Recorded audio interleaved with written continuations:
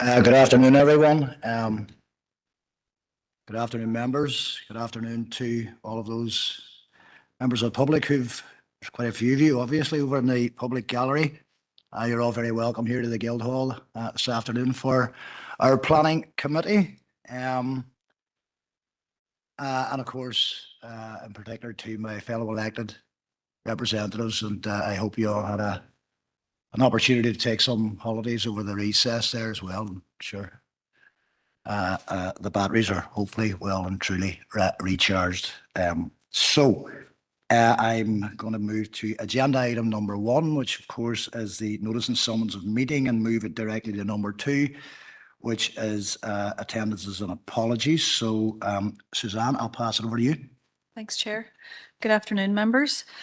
You're hereby summoned to attend the monthly meeting of the Planning Committee, which will be a hybrid meeting conducted remotely via WebEx and physically in the Council Chamber, Guildhall, on Wednesday, the 3rd of September 2025 at 2 p.m.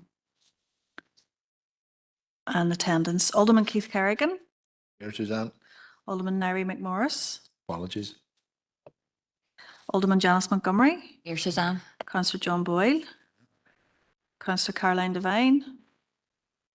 Councillor Sean Fleming. And Sean. Councillor Paul Gallagher. Sure. Councillor Conor Heaney. Sure. Councillor Christopher Jackson. Sure. Councillor Fergal Leonard. Sure. Councillor Patricia Logue.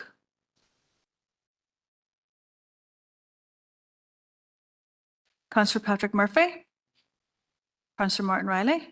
Here. And Councillor Barr.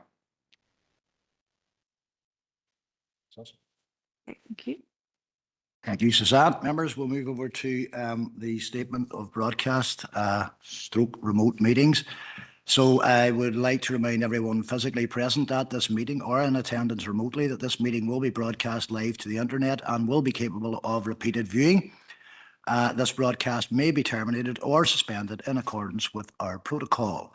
Due to your attendance at this meeting, you are consenting to being filmed and to the use and storage of those images for broadcasting or training purposes and for the purpose of keeping historical records and making those records available to the public.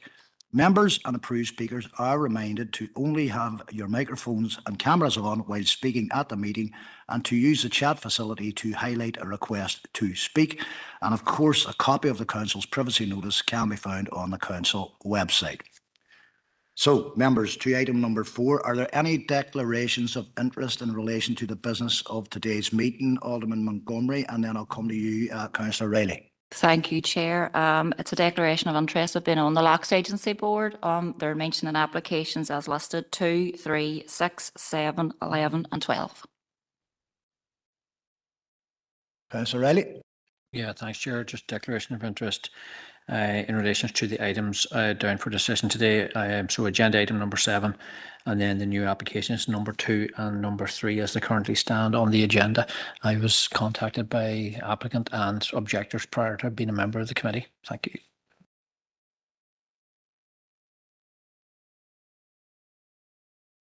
Okay, members, so those are noted, and Councillor Riley in particular, I think you know the drill by now. When we reach those particular applications, you withdraw from the meeting at that point. Alderman Montgomery, obviously you're appointed to that position as a representative of this council, so it would be my understanding that you don't have to take such drastic action. So thank you very much, members, for those declarations. We're going to move on to Chairperson's business. I have no personal business that I wish to discuss with you today in relation to the works of the Council. And certainly I won't be talking about my own personal business, but I'll pass it over to Suzanne to walk us through late items, etc., and then we'll move forward from there. So, Suzanne. Chair. Members, have been a number of items of late information have been received this week. They have all been circulated to there up until just recently. I'll just go through them now. We have an late information from Councillor Grace O'Neillis in relation to items 5 and 9. That was submitted on the 1st of September. We have an email from Peter O'Connor, Foyle Consulting, in relation to items 2 and 3. That was submitted yesterday, the 2nd of September. We have an email from Alan Moore, NI Water, in relation to items 2 and 3, submitted today, the 3rd of September. We have an email from the agent Eddie Kerr in relation to item 9. That was submitted today, and the response from the planning team is also circulated to you. Just very recently, prior to the start of the meeting, we've had a petition has been submitted from the Gateway Community Group in relation to item 10, and that has also just been circulated to you. Members also want to bring to your attention in relation to item 5, which is LA11 2024-0430F. We did receive correspondence from a neighbour advising they couldn't access the information on part of the portal. So officers have had to re-notify the neighbours and provide more time, so we won't be able to determine that application today. We'll come back next month. In terms of other chairperson's business, just to advise members, the planning appeal hearing into the Strabane Athletic Football Club has been scheduled for the 25th and 26th of September. Some members have advised they want to take part in the hearing. So anybody who does want to take part in the hearing, if they want to advise myself and Rosie before the end of the week, we just have to confirm attendance with the Planning Appeals Commission. And also just to advise you, those of you who sit on the LDP steering group, we will be sending out an invitation to schedule a meeting sometime in October to discuss the next stage within the local policies plan. So just you can expect that. Thank you, Chair. Thank you, Suzanne. Okay, members, everybody content to move forward on that basis, I'm assuming. Members, we'll take 5 minutes for the late items just before we come for the applications for decision. However, before we arrive at that juncture, I'm going to move to item number 6, which is matters arising from the open minutes of the Planning Committee meeting, which was held on the 2nd of July. Are there any matters arising from pages 3 to 12? None. Okay, thank you, members. So members, at this point, we'll take 5 minutes. You'll note that there was a very late item, which has been emailed to all of you. That is that petition that Suzanne mentioned. And hopefully you have received all of the other late items as well. So look, we'll give everybody 5 minutes to have a look through those.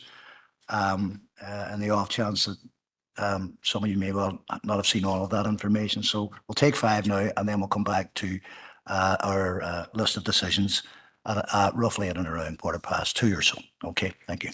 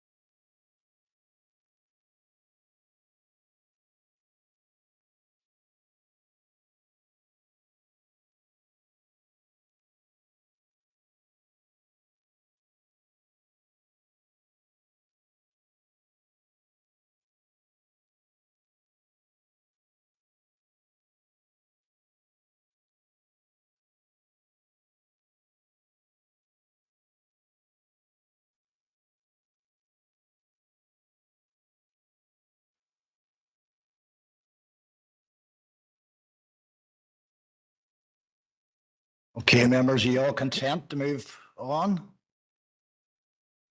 Okay, right.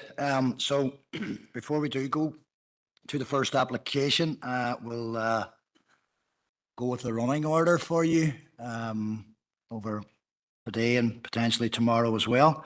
So the running order will be numbers 1, 2, 3, 4, 6, 7, 9, 11, 8, 10, and 12.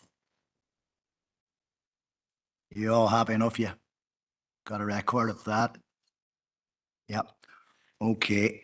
So members, without further ado, we will go to the first application, which is as said is application number 1. That's LA 11 2024 09020. And that will be given to you by Rosemary. So Rosie, whenever you're ready. Thank you, Chair. Good afternoon, members. Item 1 is LA 11 2024 09020.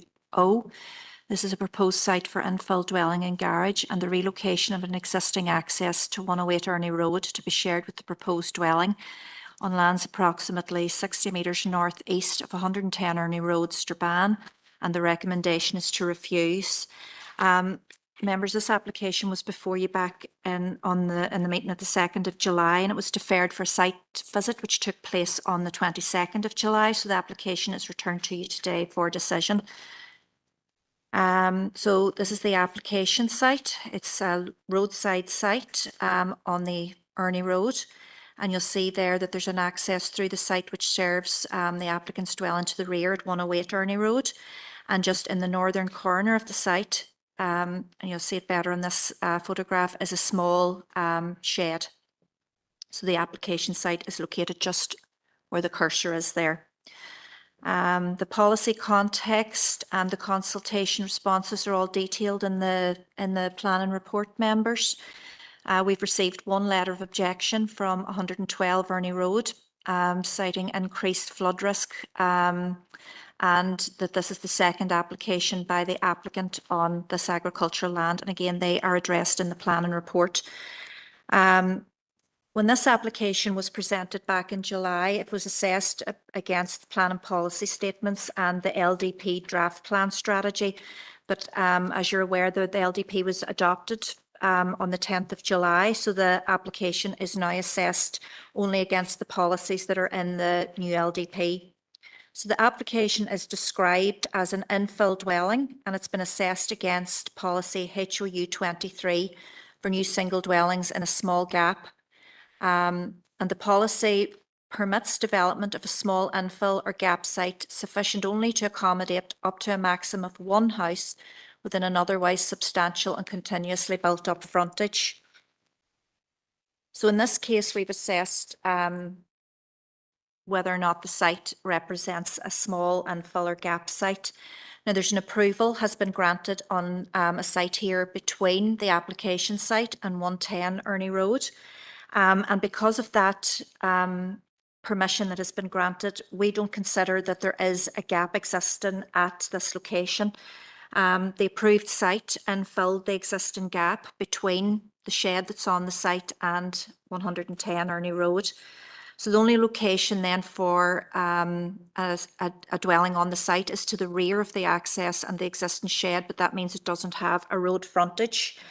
So the solution that the agent proposes is to relocate the access and create a site with a frontage for a dwelling on this site. So that brings us then, I suppose, to what constitutes substantial and continuously built up frontage, and policy HOU 23 defines that as a line of 5 or more dwellings in a row along the road frontage. So in this case, what we have is the shed that's on the site, and then we have 2 dwellings and 2 outbuildings facing up front and onto the road. So on that basis, there's not a line of 5 dwellings at this location. Instead, what we consider is that a development on this site would create a ribbon of development where it visually links then with the dwellings that are at or the built form at 110 and 112 Ernie Road.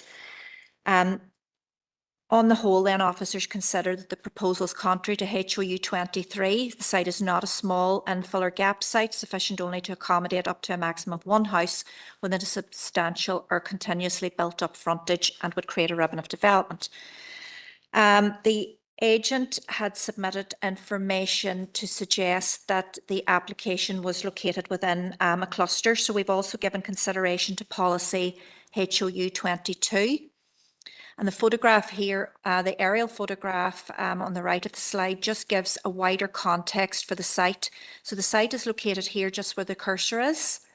And this is the wider site around it. And you'll see that there's different collections or small groupings of dwellings, but and then we have a church and a graveyard further to the east.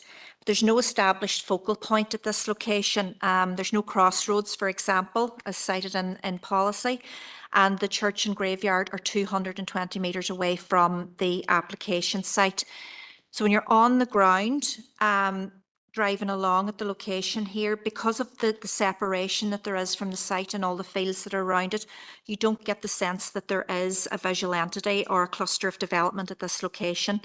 The application site itself doesn't provide a suitable degree of enclosure, and given the separation between the site and the other development that's in the locality, it can't be said to be immediately adjoining other development within the cluster. So as there's no development immediately adjoining the site, it can't be absorbed through rounding off, and instead a dwelling on the site, as stated, will create a ribbon of development. So the development is considered to be contrary to HOU 22. We've also given consideration to other policies within the plan in terms of integration and design. We consider that a modest dwelling on the site wouldn't be unduly prominent, but as it creates or adds to a ribbon of development, it results in a suburban style build-up of development detrimental to rural character. You will appreciate from the report, members, the consideration given to amenity and human health. Don't consider that there's any issues there that couldn't be suitably dealt with via condition. In respect of access, it has been proposed, as I say, to relocate the access to 108 Ernie Road, and DFI Roads has no objection to that. We've given consideration to flood risk and considered there's sufficient space within the application site to ensure that it is not affected by flooding from climate change or surface water runoff. Natural environment, again, there's no issues there from our consultees. New planting could be secured by condition. Historic Environment Division has considered the impact on the listed church and on a scheduled monument 150 metres from the site, and both are content. There's no issue there. In summary, basically the site is considered contrary to HOU 23 and contrary to HOU 22. The refusal reasons are as stated in the planning report, and members, just to draw to your attention, refusal reason 4 there, which relates to policy ODC 1, which states that the proposal does not meet any of the types of sustainable rural housing covered by the LDP, and there's no overriding reasons have been presented to demonstrate why this development is essential at this location. So we're just to bring your attention that we're adding in that refusal reason. Thank you. Thank you, Rosie. Members, we have one speaker who has requested the opportunity to address the committee. So can I invite Brendan Johns, who is speaking on behalf of the agent? And I believe, Brendan, you're online. If you can hear us, can you indicate I can hear you, sir. Can you hear me okay? We're reading you loud and clear, Brendan. So, Brendan, I'm sure you know this already, but I'll remind you. So, from when you start, you've 5 minutes to address the committee. So, I'll invite you to address the committee whenever you're comfortable. Okay. Okay, thank you, Chair. Whilst this application describes the proposal as an infill dwelling, the Planning Authority and its responsibility for management is obliged to assess development proposals against all planning policies and other material considerations relevant to it. This application has been in the planning system since December 24, almost 10 months ago. For most of that time, policy CTY8 of PPS 21 was still effective, which could have allowed the proposal to be processed under the lesser infill test of CTY8 before the introduction of the stricter HOU 23. The SPPS at 2.3 states that fairness is amongst the yardsticks against which development proposals will be measured. We would suggest that in the unduly lengthy period of time in the assessment of this proposal, the applicant and perhaps others have been treated very unfairly due to the introduction of tighter rural policy midway through the processing cycle of this application. Now, the application site lies immediately adjacent to a 2021 approval, as you've already heard, with a large shed on the adjoining site, and it is considered that a dwelling on this proposed site will only serve to complement the existing cluster of development in the immediate area and reinforce the established residential character of the locality. The SPPS states that in preparing LDPs, councils shall bring forward a strategy for sustainable development in the countryside. It goes on to state that the policy approach must be to cluster, consolidate and group new development with existing established buildings which can benefit from the utilisation of existing services such as access and drainage. And in June 2025, the applicant submitted a professional supporting statement which contended that the proposal could also be favourably considered under both policies HOU 23 and as a new dwelling in an existing cluster in the countryside. In addition, the supporting statement considered the individual policy tests and highlighted how they relate to the specific characteristics of the site in relation to its wider context along this part of Ernie Road. The proposed site lies within an existing cluster of 9 dwellings on both sides of the Ernie Road. Altogether, they also visually read as part of the grouping. Notably, the shed adjoining the proposed site has previously been accepted by the planners as contributing to the built form of the cluster through the approval of 2021 1314. Taken together, these buildings form a coherent and identifiable cluster that meets the underlying thrust of policy HOU 22. The grouping of existing buildings creates a legible and cohesive form of development, which is readily perceived as part of the traditional settlement pattern along this rural stretch of Ernie Road, and is considered a visual entity in the landscape. The application site itself benefits from suitable enclosure provided by existing hedgerows and fencing, and is positioned immediately adjoining other development within the cluster. The site reads as an integral part of the existing grouping, and its development will reinforce rather than detract from the established pattern. The wider setting of the site is also associated with local focal points which contribute to the rural community structure. The site is located to the west of Ernie Church of Ireland and southwest of Ernie Graveyard, both recognised focal points serving the surrounding rural population. Additionally, there is a prominent T-junction between the site and these focal points, which is considered an important landmark within the local road network. This further reinforces the connection between the cluster and these established features.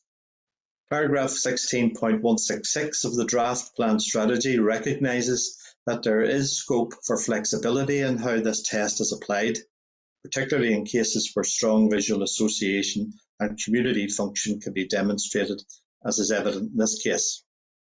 The proposed dwelling will round off and consolidate the existing cluster without altering its rural character or causing visual intrusion into the open countryside. The proposal will not extend the existing frontage in a manner that could be considered ribbon development, nor will it give rise to a suburban appearance. I would conclude, members, by saying that planning is not an exact science and that every application should be treated on its own merits. The SPPS, which informs the new local development plan, states that the guiding principle in determining development proposals is that sustainable development should be permitted unless it would cause demonstrable harm to the public interest. It would follow that the new LDP would aspire to that same objective. The development supports the sustainable growth of the local rural community with no demonstrable harm, reinforcing the existing settlement pattern and maintaining the distinctive rural character of the area. Thank you, Chair.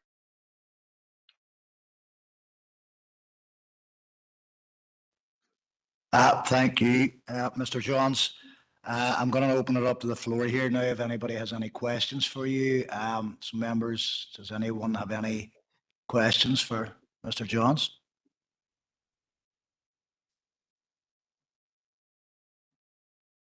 Okay, Brendan, nobody has indicated that they have any questions for you. So thanks for attending. Of course, please stay on the line.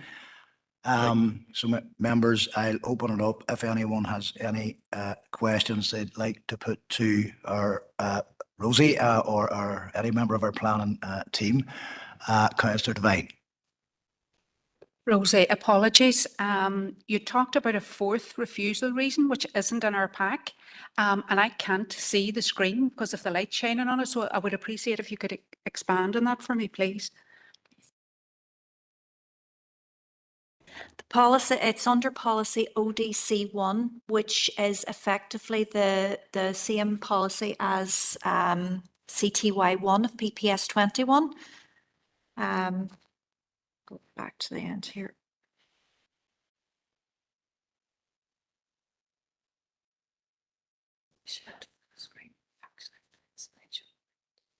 Actually, can't see it.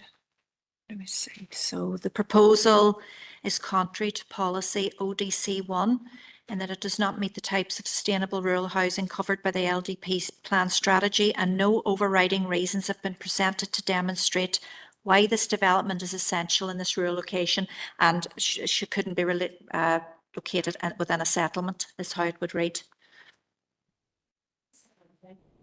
Sorry, Councillor, you put your mic on. Where is that outlined ODC1 in our document? Chapter 15. Chapter 15.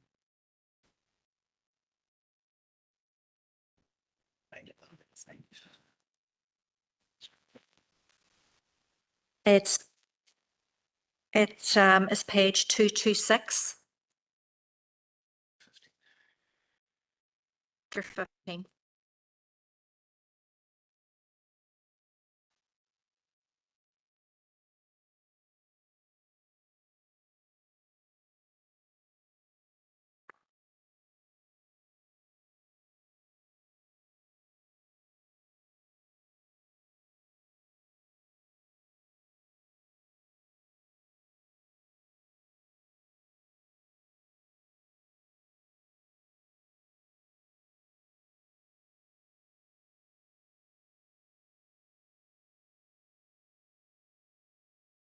Okay.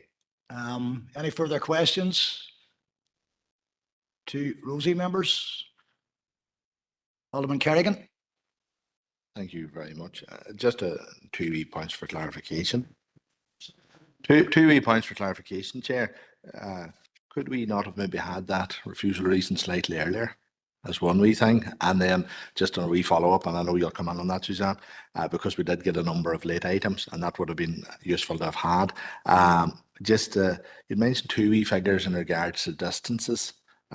Was there a distance of 225 metres was mentioned to the church, but then there was another distance mentioned when you were discussing of 150, but maybe that was to the cemetery. It's just you'd given two different distances in there. It was just throwing me in regards to which, when we were, it was so far at one stage, but then it was closer in another. So I'm just wondering about the proximity there in regards to the which are significant items in that locality, being the church and the cemetery. But maybe I've mixed up between which one you're referring to and those particular things. But when you were given your talk on it, Rosie, just thank you. Thanks, Chair. Yes, Councillor Kerrigan, I'll come in on the ODC1 point and Rosie can come in on the distance. Just for clarification, yes, we should have included within the reason for refusal. It is not an additional policy test as such. So ODC1 sets out the policies for sustainable development in the countryside, okay, which we have assessed this application against. We've assessed it under the How 23 and the How 22. If our assessment would be that it doesn't meet any of those policies, then it would fall that it wouldn't meet ODC1. So there's nothing additional in terms of that we would send out, but we appreciate we should have had that before. Okay, thank you. In terms of distance, the distance is, it's an approximate measure of 200 odd metres between where the application site is and where the church is. So separation, 150, I'm not sure. I don't, No, it was just that you'd mentioned it and when you were saying it and when you were speaking, but I wasn't just, you'd mentioned that figure. So I just wasn't sure if you were referring to that when you were in your preamble, you know, so I wasn't, that was the thing picking threw me out, but maybe it's all right, Rosie. don't see it in my notes here, so sorry.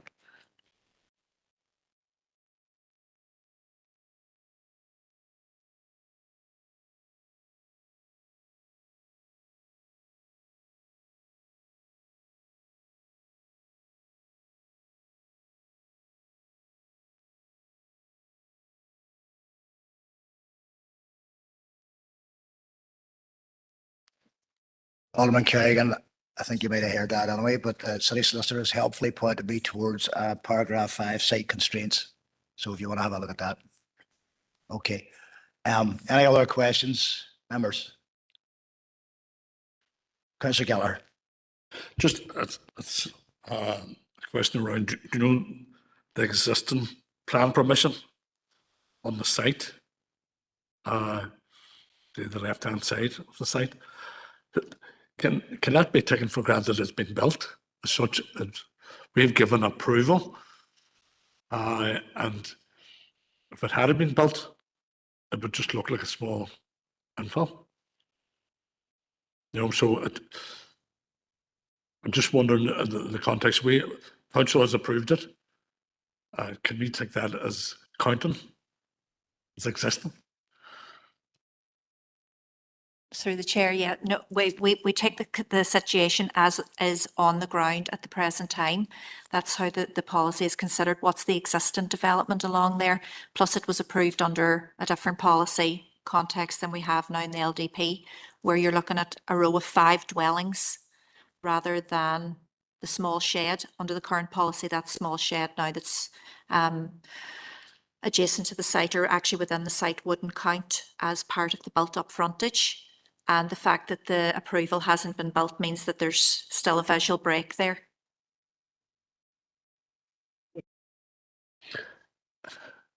It's like a retrospective decision, you know, that we counted the shed and now we're not counting the shed. That's what it sounds like, really? No, can we disregard the shed when we previously included it as a built up frontage? I think we're in a new era now, Councillor Gallagher, but I'll let Rosie answer What's that that? one. I think we're in a new era is what. I know, but You know. it just seems very punitive. It does. I That's- see where you're coming from. I do that's indeed. me. Rosie, do you want to explain that further? Or Suzanne, indeed? The policy now is looking for infill opportunities between 5 dwellings. Okay, so the shed's not a dwelling. And we are applying what the policy now is as per the adopted LDP.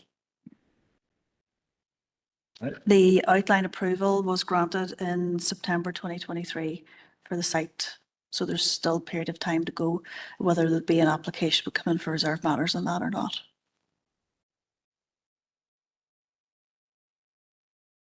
Okay, Councillor Gallagher, yeah. Yeah. If you want to come back, go ahead. No, I understand, you know, what planners are saying, 100% I understand.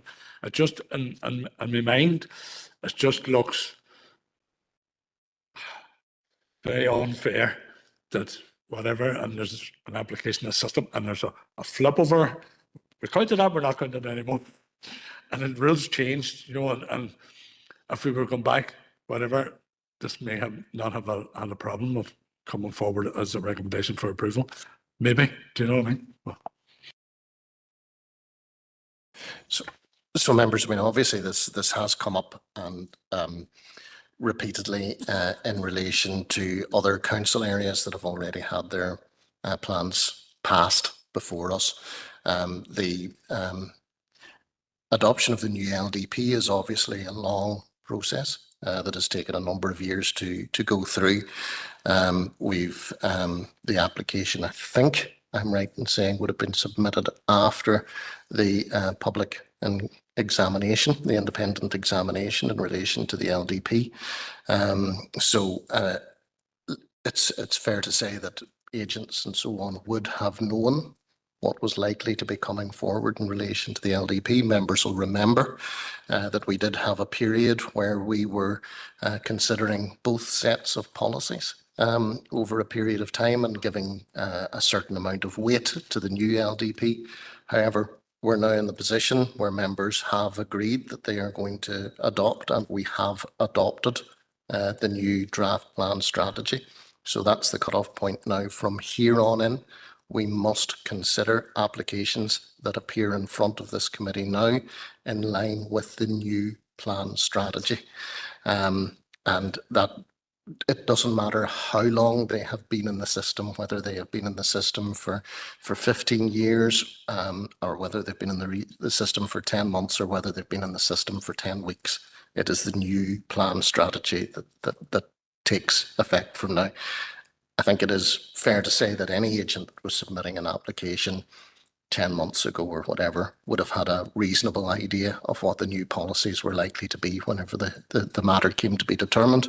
But whether they were or were not, this committee must consider it under the current adopted draft plan strategy. Whether that seems equitable or not, that is the factual position. Thank you, Philip, and that's certainly some useful information. And I suppose it's all about what's in the big book now, Councillor Gallagher. I'm sure we all appreciate that. Which is, of course, now our plan strategy, and we've adopted that.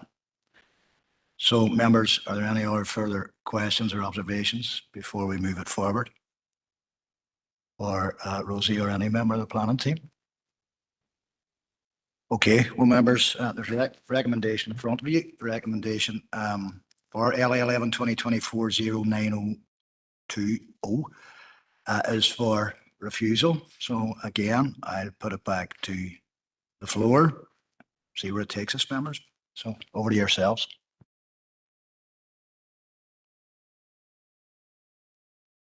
Councillor Devine. Chair, thank you.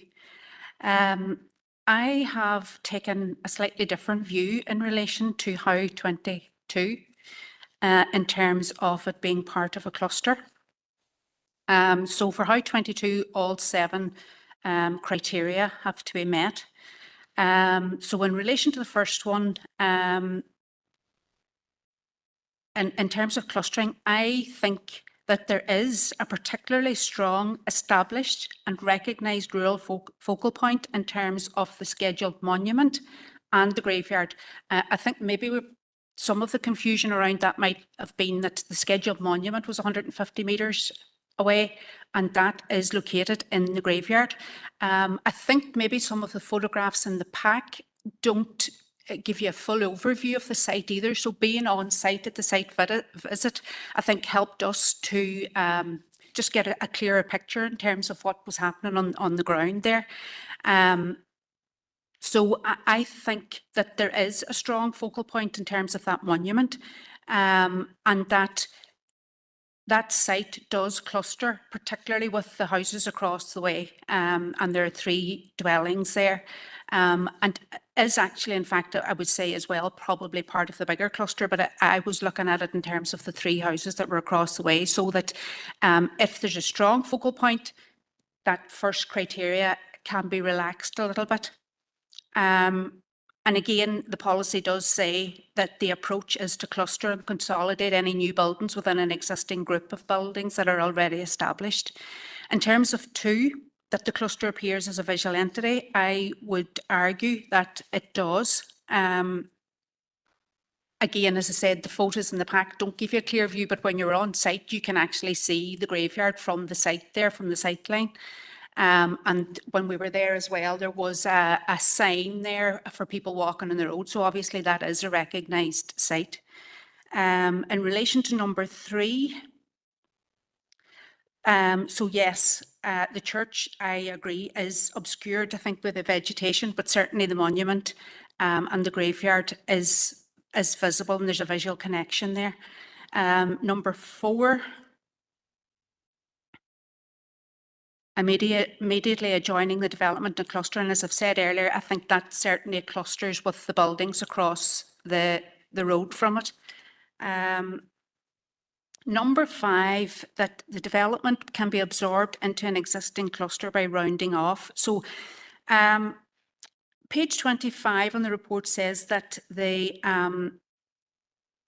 land between the application site and 110 provides a visual break. So I think if we're not counting that site as a building, so there's outline planning permission, and I think you've used that as well yourself there, Rosie, that there's a visual break. So I don't see how that can add to urban development if there's a visual break there. And with this regard, then it's not contrary to CY2. And again, so 6 and 7, you've said already, are satisfied. So I think that I would like to propose that we overturn the decision to refuse it, that we approve it based on that information, and that because it meets How 22, then that 4th criteria in terms of ODC1 can also be met. Thank you, Councillor Devine, for your proposal. So Councillor Devine suggesting overturning the recommendation to refuse. Is there a seconder for that proposal? Alderman Kerrigan, you're seconding that proposal? Thank you. Okay, members, I'll put it to the vote. So I'll ask Suzanne if she can to take us through that vote. Thanks, Chair. Alderman Keith Kerrigan. Or Suzanne? Sorry, this is obviously to overturn the planning officer's recommendation for LA 11 2024 09020. Alderman Mary Morris is not here. Alderman Janice Montgomery. For. Councillor John Boyle. Against. Councillor Caroline Devine. Councillor Sean Fleming. Councillor Paul Gallagher. For. Councillor Conor Heaney. Councillor Christopher Jackson. Councillor Fergal Leonard. Councillor Patricia Logue is not here. Councillor Patrick Murphy. Councillor Martin Riley. And Councillor Sinoy Barr is not here, so that's clear. 2, 6, 7, 8, 9, 10, 4, 1 against. Okay, members, 10 for, 1 against. Just I forgot to knock my microphone on, so to indicate for the want of the record, for the record, I was the one voted against that. However, so as I said, 10 for, 1 against. So Councillor Devine's recommendation or proposal, should I say, is carried. Thank you.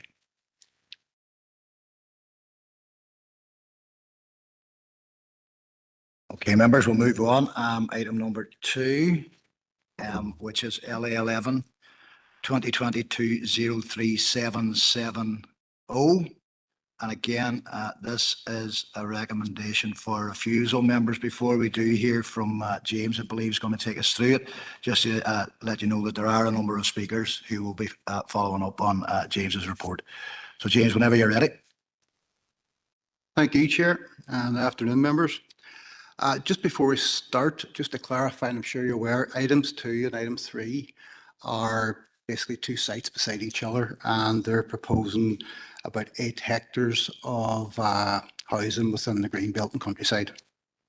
So item 2, proposed residential development involving demolition of existing buildings, provision of new housing with open space and infrastructural improvements to the Crowdy Road to facilitate road widening, inclusion of pedestrian footpath and bus turning area and associated works, and that's lands at and to the rear of 120 Crowdy Road, and the recommendation is to refuse.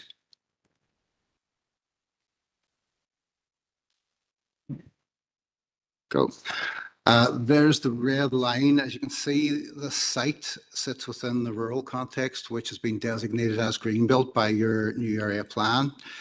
The red line on the left shows the extent of the road improvements required, the Crowdy Road, which is, for anyone that knows it, a very small scale rural road, very tight in width, and require a significant widening if this application was to proceed. Here's just a few shots from the front of the site along the Crowley Road with existing buildings and security fencing, and then a photograph from inside the site, which has been hard standing. The summary just there of the consultees. I'll run through, and specifically 3 consultees later on in the presentation, but I'll just go through. Housing executives do not support the application. NI Water, there's a late item, which we'll go into later.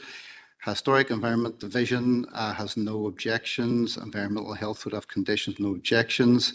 DFI Roads have no objections, subject to conditions, but there's also just a few areas that I'll raise later on that. Locks Agency, again, no objection. Rivers, no objection. NA Water Management Unit have essentially no objections, subject to getting the sewage disposal resolved. And NAA have no objections. NED have no objections, and SES are no objections, subject to getting sewage disposal sorted there. So representations part of the application, we had 11 objections, and in general, the objections refer to the green belt, transport and infrastructure impact of the site. It's an inappropriate build and an unsuitable site for housing. There's the cumulative impact with the next application, which is item 3. It is contrary to area plan, it does not benefit the community, and there's noise, nuisance and antisocial behaviour. Those areas are covered a lot more detail in your committee report, and there's a 1 late item, which is comments on the NI Water from the agent and then NI Water today. Policy framework is the RDS, the SPPS, our new LDP 2032, the Derry area plan for regards to the maps, which shows us the countryside and now Greenbelt designation, and then the design guide for Northern Ireland. This slide shows you the site and context of the city limits, which are the bold lines in black. What I'll ask you just to look, site H20 is a zoned housing development, which has a current application and still has capacity for a significant amount of housing. To the right, H21 has been developed. However, just right of that is H22, which only half of the zoning has been developed so far. As it said before, the designation is Greenbelt on the new area plan, which there will be a clear presumption against any new use of land which may create a demand for more buildings, which obviously housing will fall within that. The objectives of Greenbelt are to prevent the potential urban generated development pressure arising from residential development in the countryside area, to prevent unrestricted urban sprawl, to assist in urban regeneration, and to make use of the existing infrastructure within Derry and Strabane. And we'll come back onto that later in terms of the infrastructure. The concept plan submitted, it's an outline application, so we are directed, because of the site and context and the fact that it's in the green belt, that we haven't assessed the internal layout. It is an outline, but sufficiently detailed for us to assess it later down the line if we need be. In total, about 86 units are shown on that plan. In terms of the access and movement, DFI Roads have provided conditions and informed those, but they've also provided some context and raised some issues if this was potentially approved. And so we'll go into now the reasons for refusal summary. The proposal is premature and about permitted prejudiced outcome of the area plan process by predetermined decisions about the location, scale and phase of the new development. The proposal is contrary to the RDS 2035 Managed Housing Growth and Policy SFG 7 and Policy Housing 1 of the new area plan LDP 2032, in that the proposal would not provide housing existing urban areas as not a sustainable form of development. In terms of that Housing 1, Housing 1 would be used as an exemption. So to if there is, say, for example, not enough land within the development limits, there's stages and you can go through 3 different stages of housing 1 and 3 different phases, sorry. We've assessed this as we're aware that this planning committee is very aware of social housing applications. So we've went through to see if it actually can comply with this policy. So part of the housing 1 phase 3 is that it is for areas identified by NIHE as having the most acute social housing need. In our consultation with Northern Housing Executive, they do not consider or they don't raise this as being an acute social housing need. However, the last part of this planning application shall be from the housing executive or a registered housing association, which this application isn't. And such a need should be supported by the housing executive, which it hasn't been. So just to kind of clarify on the housing executive's position, we did get more up-to-date figures from them. Now, this isn't, I say, a late item or anything. It just clarifies what's already been presented in the planning committee report from housing executive.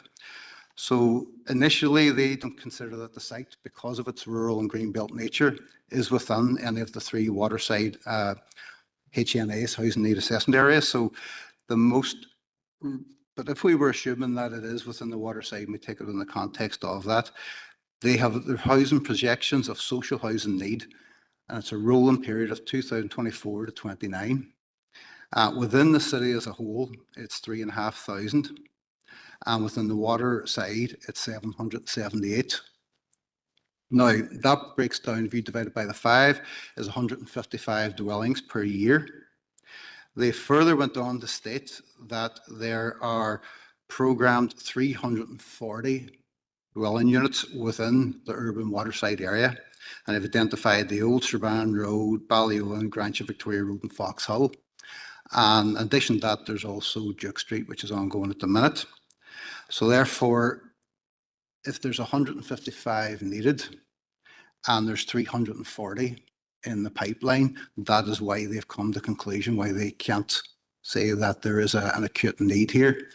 And I say if there was a need, they would be the first to advise us through the consultation process. So it's just to put that in context with the Housing 1 policy, as that would be a mechanism that you could use to exempt the development from policy.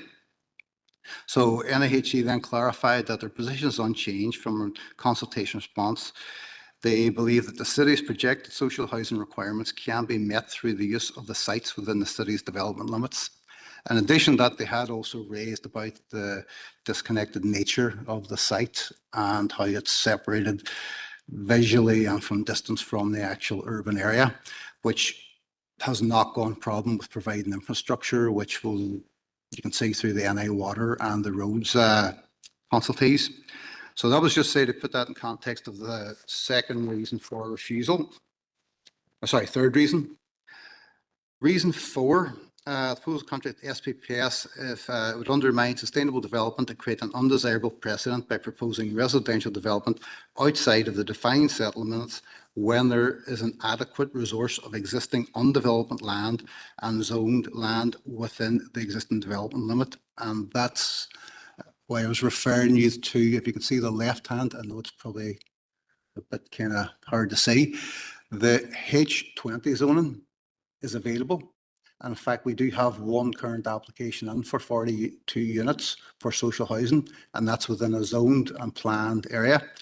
H22, which is just off the screen, also has half the site, which would probably yield about 200 units if it was to be developed. Refusal reason 6 is proposals contrary to SPPS and CY3 of LDP, and that development would, if permitted, mar the distinction between the defined settlement of Derry and the surrounding countryside, thereby resulting in urban sprawl.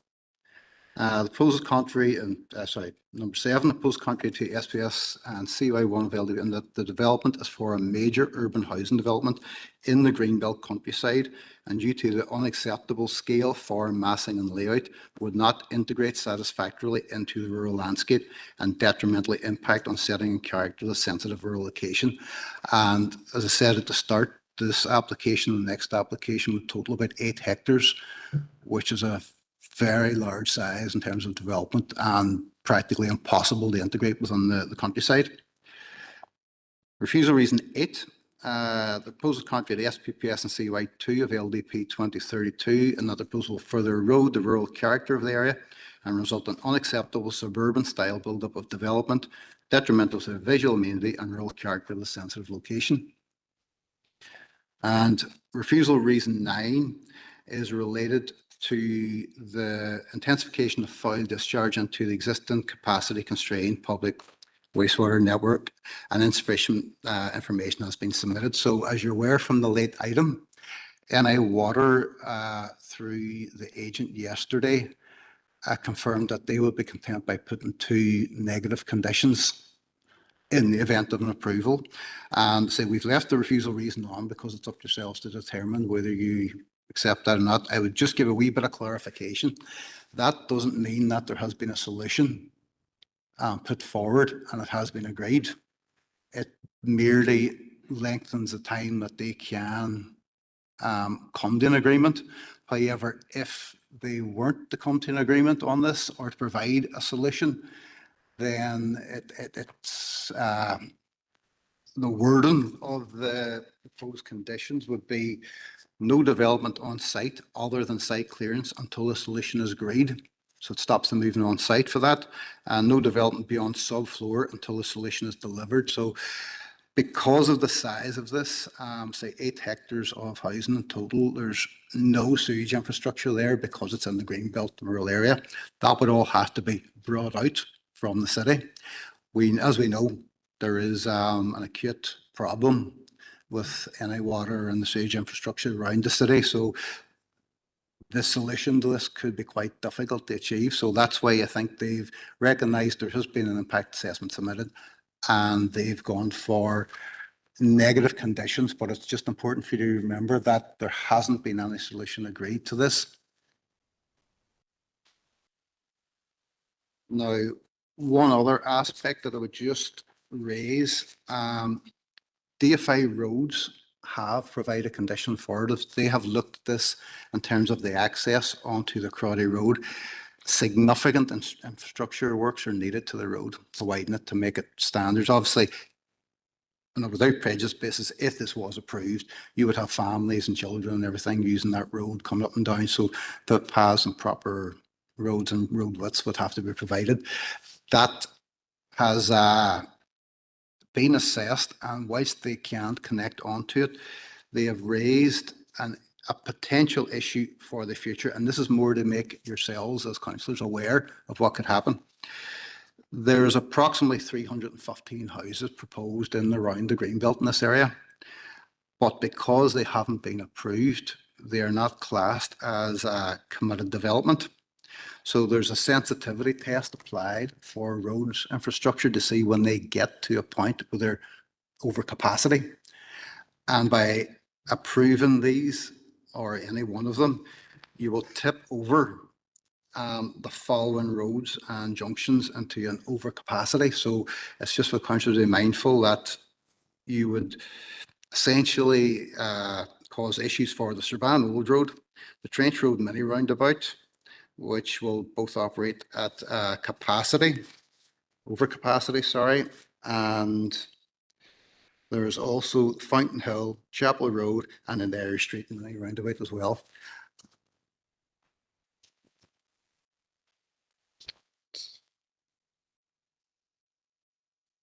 Now, just to go back in terms of essentially, we would be advocating that you would recommend or take our recommendation to refuse, as we have assessed it under your new area plan.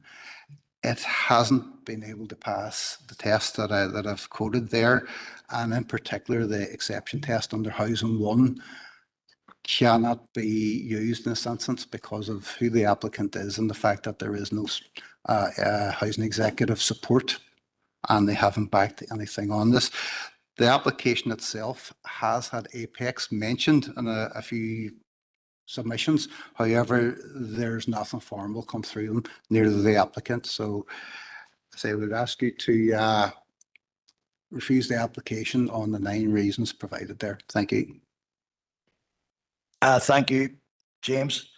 Okay, move it forward, members. So we have some speakers here, and I'm going to invite them forward, or whichever one or two of them or three of them you feel is appropriate. Assuming you're all in the public gallery, so can I invite Gemma Jobling, who's the agent, Paul Sweeney, who's the applicant, Peter O'Connor, potentially Peter, and Simon Adeyinka as well, or Simon Adeyinka. Apologies, Simon. It's probably easier if you all take a seat down here and we'll work it from there. That way everybody has a microphone.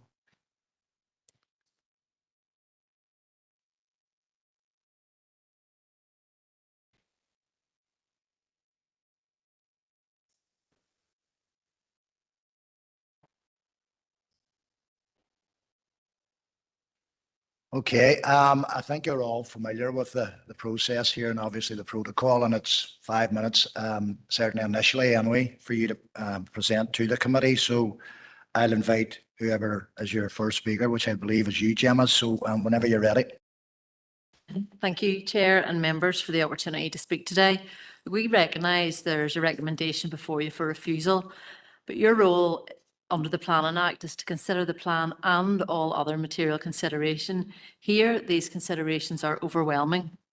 The site is not pristine open countryside, but it's brownfield. It's a long-standing industrial yard that directly abuts the urban fabric of the top of the hill park. Redevelopment will remove blight and create a safer residential frontage to the park. Refusing this, because it sits technically outside the line on a map drawn nearly 30 years ago, would ignore the reality on the ground. Approving this would actually improve the character, remove an eyesore, reduce HGV traffic, and create a more natural edge to the city. The refusal reasons rely heavily on the outdated Derry Area Plan in terms of zoning lines, but members know that plan was prepared in the late 90s and it was meant to deliver 11,500 homes by 2011. Its zonings have not delivered. Many sites remain undeveloped due to constraints, cost and land banking. Meanwhile, housing stress has soared. You now have the LDP strategy, but the crucial zoning maps are still years away. You're therefore entitled to give greater weight to the current housing need and regeneration opportunities as material considerations. Nevertheless, policy HOU 1, paragraph 16.23 does allow exceptions for housing, social housing, where there is acute localised stress and no available land inside the limits. This is exactly the case here. Waterside 1 has high housing stress and there's no land available or been brought available to meet this need. The apartments being built in the city centre will not meet this need. They are not suitable for young families in this community. The site, therefore, we say qualifies as a HOU 1 exception. The critical point here is the housing crisis here and now. There are almost between 3,500 to 4,000 households on the Derry waiting list. In Waterside alone, current figures say more than 900 families in need, and in Waterside 1, over 232 in housing stress and no alternative land to accommodate them. Officers have pointed to zones land like H30, H20, H22, but members know those are large strategic sites that will take years to build out. They will not deliver enough homes quickly enough to meet the families in need today, nor will they meet the specific community needs of Top of the Hill, where people want to remain close to family networks, schools and services.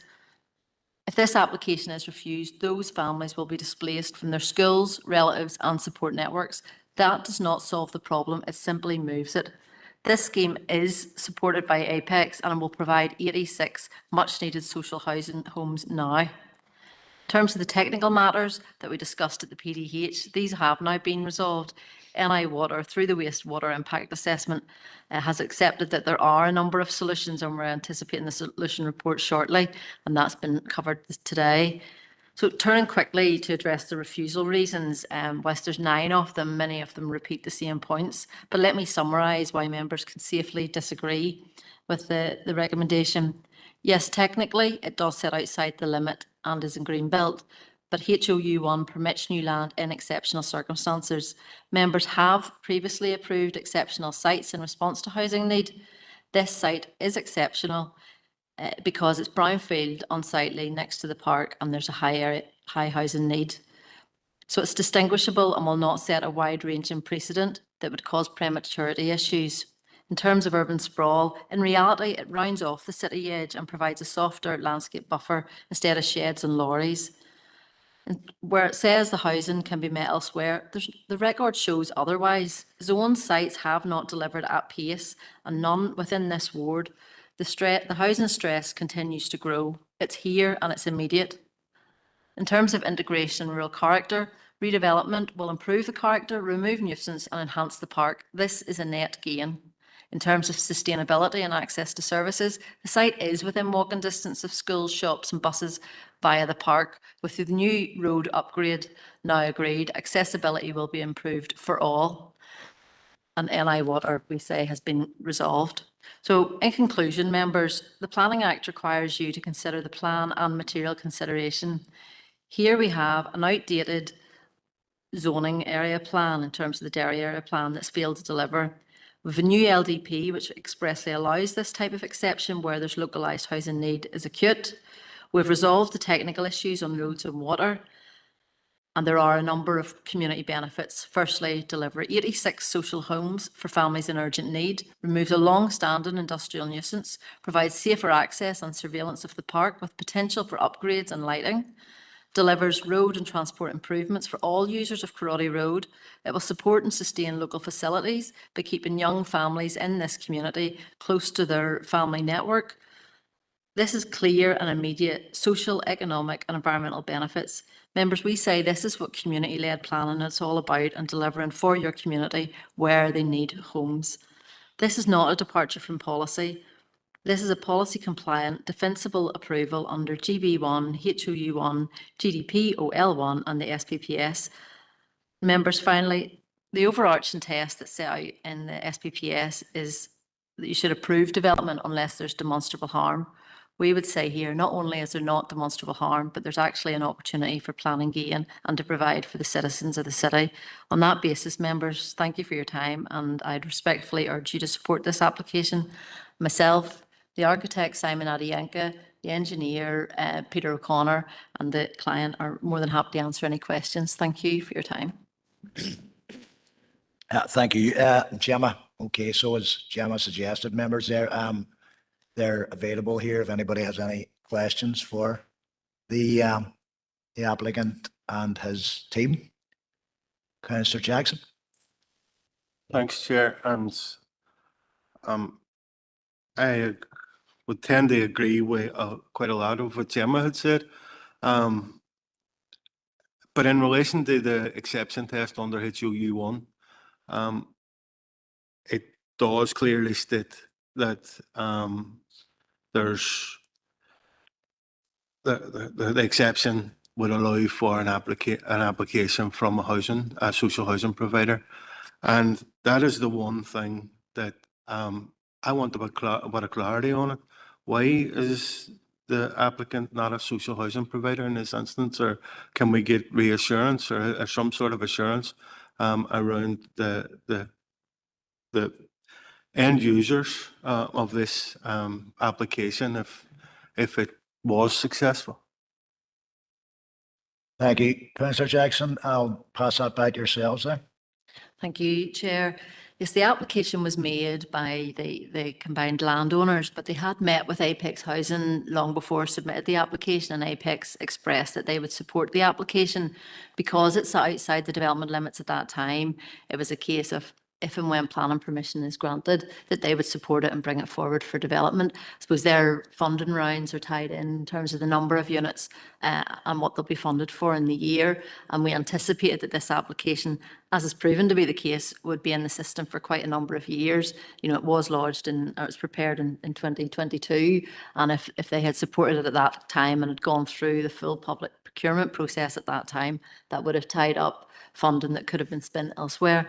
But let me be clear, they supported the application from the outset. That was clearly stated within the application submission, both through the initial public consultation material that was exhibited, but also in terms of the documents that were submitted. The planning statement and other documents made clear that Apex were and supported the application at that time. Okay, yeah. All right. Anybody else? Anybody else? Any questions? Okay.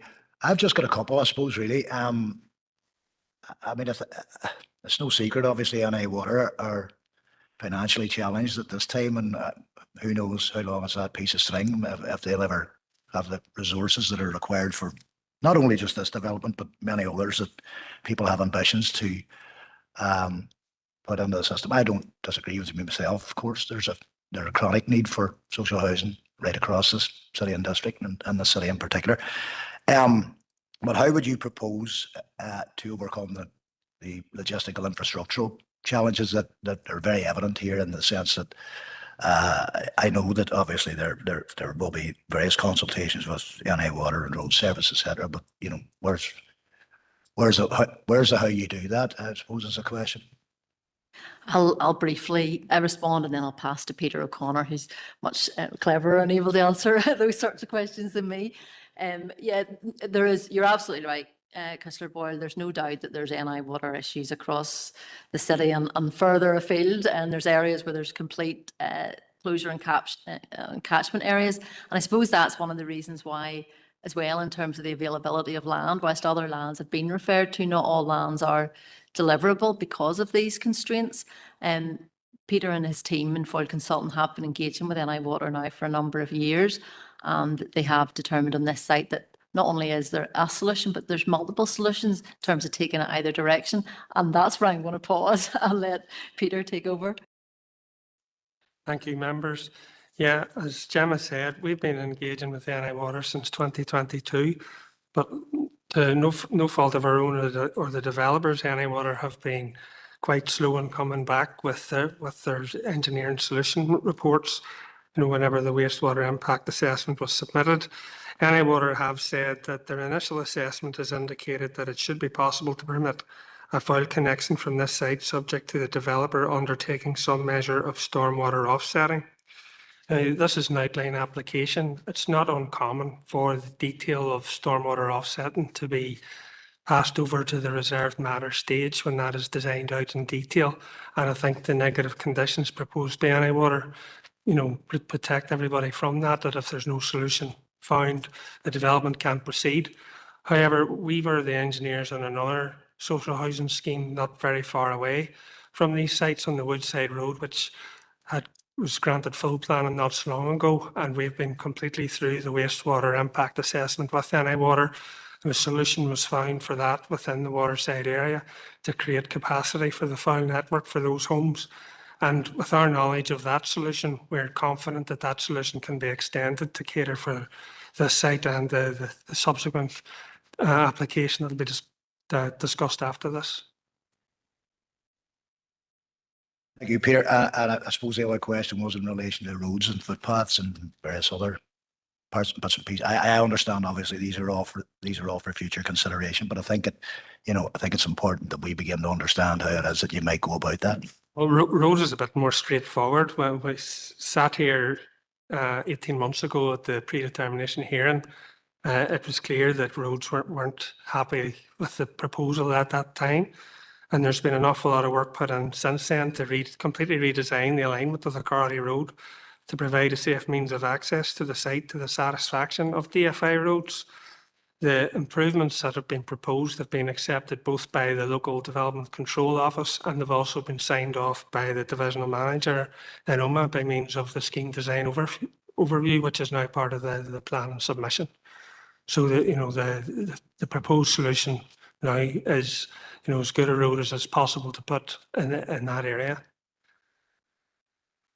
I was just maybe going to jump in on that as well. I know James had talked about, significant widening of the road. It's not that it's a significant widening, it varies between half a metre to metre and a half in places, but it's more about straightening the road out where possible and improving that alignment so that the visibility along the road is better. So it's not only beneficial to these future homes, but also the current traffic on the road. The road is currently heavily trafficked by all the HGVs and lorries that come from the existing industrial site. And there are a number of points on that road where there's blind spots and you can't see big vehicles coming around the corner.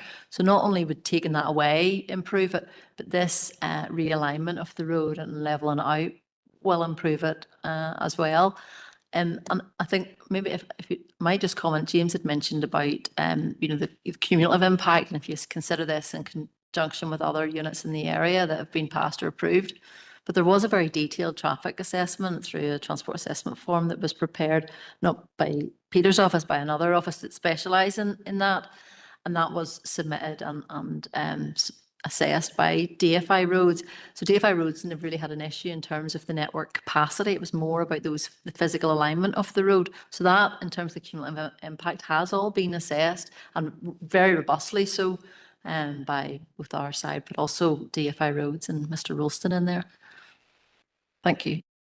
Thank you, and thank you for your detailed responses in relation to that as well. So it's effectively not just simply for my benefit, but I think for the benefit of the entire committee, that we do understand those elements of how you propose to go forward. Does anybody else have any questions for the team in front of you? If not, I'll say our thank yous for attending. And if you just want to simply use there for now anyway, and save on the movement and disruption, because members, we have now an opportunity to address any questions that you want to James, or indeed any other of our planning officers present. So again, I'll open it up to yourselves. Alderman Kerrigan. Chair, I'm just making a declaration of interest in regards to item 2 and item 3 in regards to the housing executive. But it's similar to Alderman Montgomery's, and I've confirmed it with the city solicitor. No, well, appreciate that. Obviously, it is the same situation as Alderman Montgomery finds herself in. So any questions, members? Thanks for that. No questions for the officers. Okay. All right, members. Well, there's a recommendation in front of you, and the recommendation for LA 11-2022-03770 is for a refusal. So again, I'll put it back to the committee. It's over to yourselves. Councillor Jackson. Thanks, Chair. And I know I didn't ask James a question because I suppose it's more a comment rather than a question, but in relation to the zoned housing land that was outlined in front of us, like H19 is completely developed. H20, the vast majority of it is developed. Like I live in H20, and there's very little opportunities within there. I think there may be a site where if it involves demolishing all the properties. But H21's completely developed. It's Ashthorpe. H22, it's Birch Hill. Now the construction's finished. There's a strip of land run alongside it where there is it would be a difficult site to develop, and it's understandable why it is being left. I would welcome an application coming for the remaining part of H22, but if we are going to, I wouldn't be holding my breath waiting for it, given the difficult topography at that remaining part of that site. There is, and I think you can't be overstated around the huge social housing need in Waterside 1. There is, and there, if the picture that was painted to us, the officer's report, and I've got the utmost respect for our council officers, but it doesn't reflect what we're seeing on the ground. I wish it did. I wish we did have swathes of land, and I wish we did have dozens of applications that were on the pipeline to address the need. But the reality is far from that.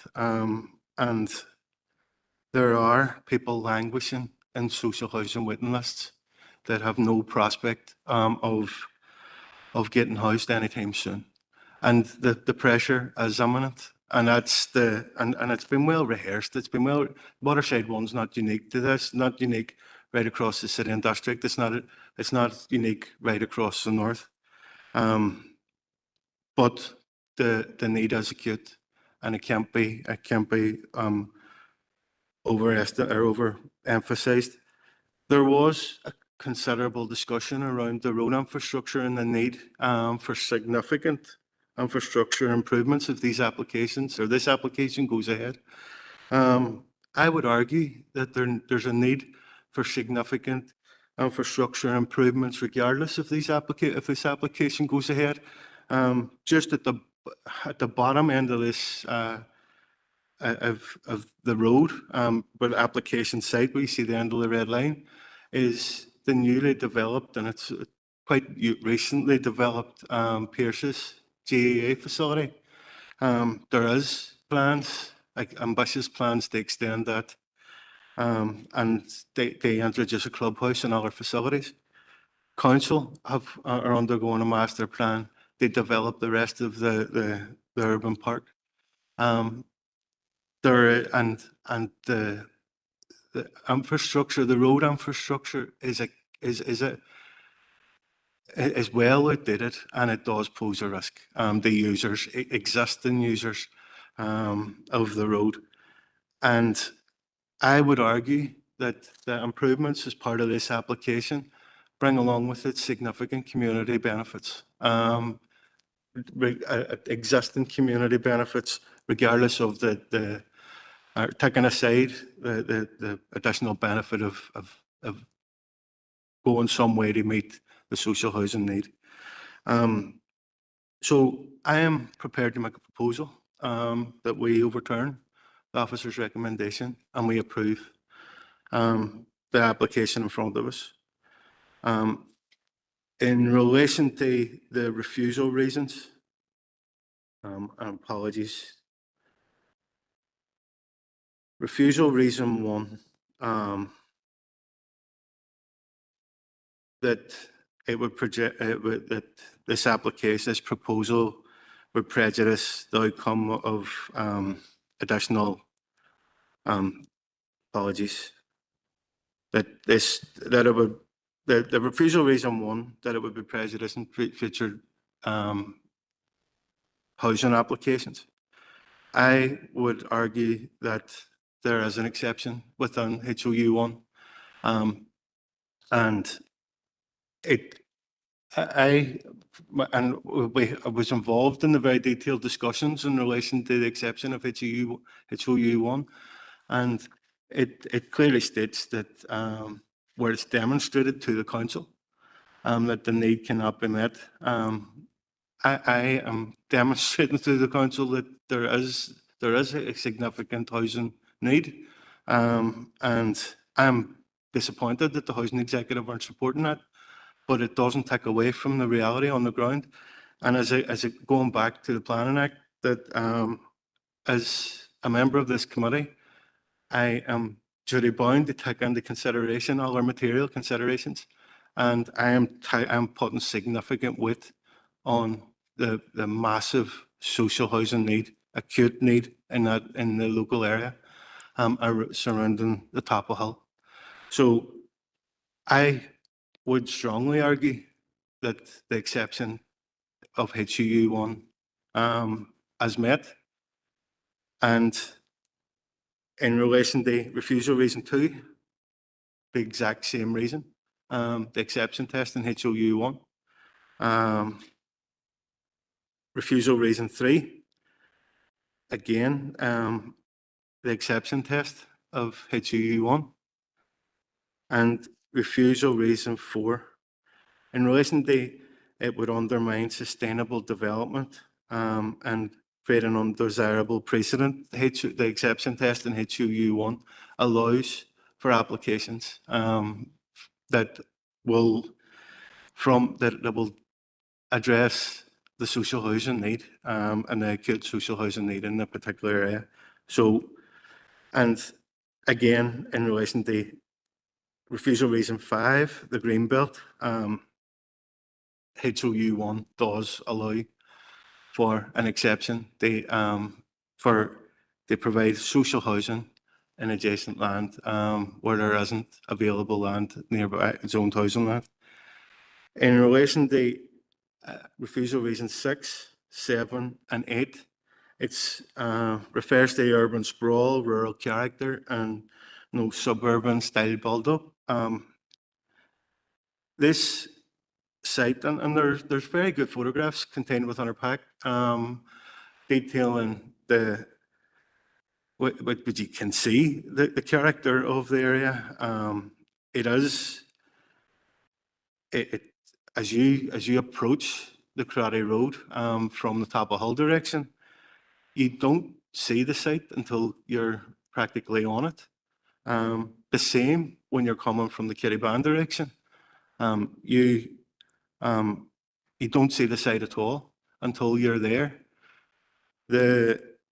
And there is very little in this site that would demonstrate a rural character. It is an industrial site. It's used regularly by HGVs. There's lorries, tire companies and everything working on the site. That was up until recently. There was concerts on the site. There was a go-kart track. No, it doesn't demonstrate any characteristics of a rural setting. So I would find it very hard to argue that items refusal reason 6 and 7 and 8 are relevant to this site. And in relation to refusal reason 9, the negative condition that has been offered by NI Water gives me enough comfort. Given that this is an outline application, gives me enough comfort that that those issues can be addressed. I understand that they're difficult, but we're in a housing crisis. We have huge capacity constraints. And Chair, I know this was laboured on quite at length at the last committee. So when there is opportunities, we should be looking outside the box and grabbing them with both hands. So on that basis, I am more than content to propose that we overturn the officer's recommendation. Thanks, Chair. Thank you, Councillor Jackson. More than adequate argument for why you're proposing that, I think, and certainly from my perspective anyway. I'm certainly not unsympathetic myself to quite a significant amount of what you've said. However, I'll take a seconder for Councillor Jackson's proposal, and that's seconded by Councillor Devine. So again, members, the recommendation, and you heard Councillor Jackson outline quite a significant amount of his argument there for you to consider. So is there anything further we want to add, or will we just go to the vote? Go ahead, Suzanne. Just briefly, members, in terms of the conditions, just to advise that although NI Water have put in the 2 conditions, as officers, we would be recommending a general condition in terms of an agreement rather than maybe the detail of the 2 specific conditions of outline stage. I've no issue with that. And could I suggest a further condition that, and it might be a mute point because we're talking about the principle of development on this site, but the arguments that I've made and the proposal that was made was based on the fact that the end user would be a social housing provider. So could that be attached as a condition as well? Through the chair, thanks, Councillor Jackson. Yes, that would be clearly a very determined and material consideration if the decision is to approve. I would be recommending that we would be going towards a Section 76 planning agreement prior to the approval, the final approval of any permission of the outline stage to deal with the occupancy, to deal with the roads issues and the other issues in terms of open space that may arise through the final determination. I would take great comfort from that. Thank you. Okay, I do agree. Okay, members, we'll put it to the floor. So Suzanne, let's take our vote. So, members, this is to overturn the planning recommendation for LA 11 2022 0377 outline to approval for the vote. Alderman Keith Kerrigan. Staying. Alderman Neary McMorris is not here. Alderman Janice Montgomery. For. Councillor John Boyle. For. Councillor Caroline Devine. Ta. Councillor Sean Fleming. Yeah. Councillor Paul Gallagher. Or. Councillor Conor Heaney. Yeah. Councillor Christopher Jackson. Councillor Fergal Leonard. Councillor Patricia Logue. Councillor Patrick Murphy. Councillor Martin Riley is abstention. And Councillor Sinoy Barr is not here. So that's 9, 4 and 1 abstention. So the proposals carried, members, and the next stage of the process is to refer the application to the Department of Infrastructure under the notifications procedures that council's minded to approve major applications significantly contrary to the area plan. Okay, it won't come as any surprise to you, members, of course. Can I just, before you go, thank you, all 4 of you, for attending today. Certainly useful. I think it was useful for us to hear from you as well. So thank you, and we'll allow you to get on with the rest of your day now. Thanks. Cheers.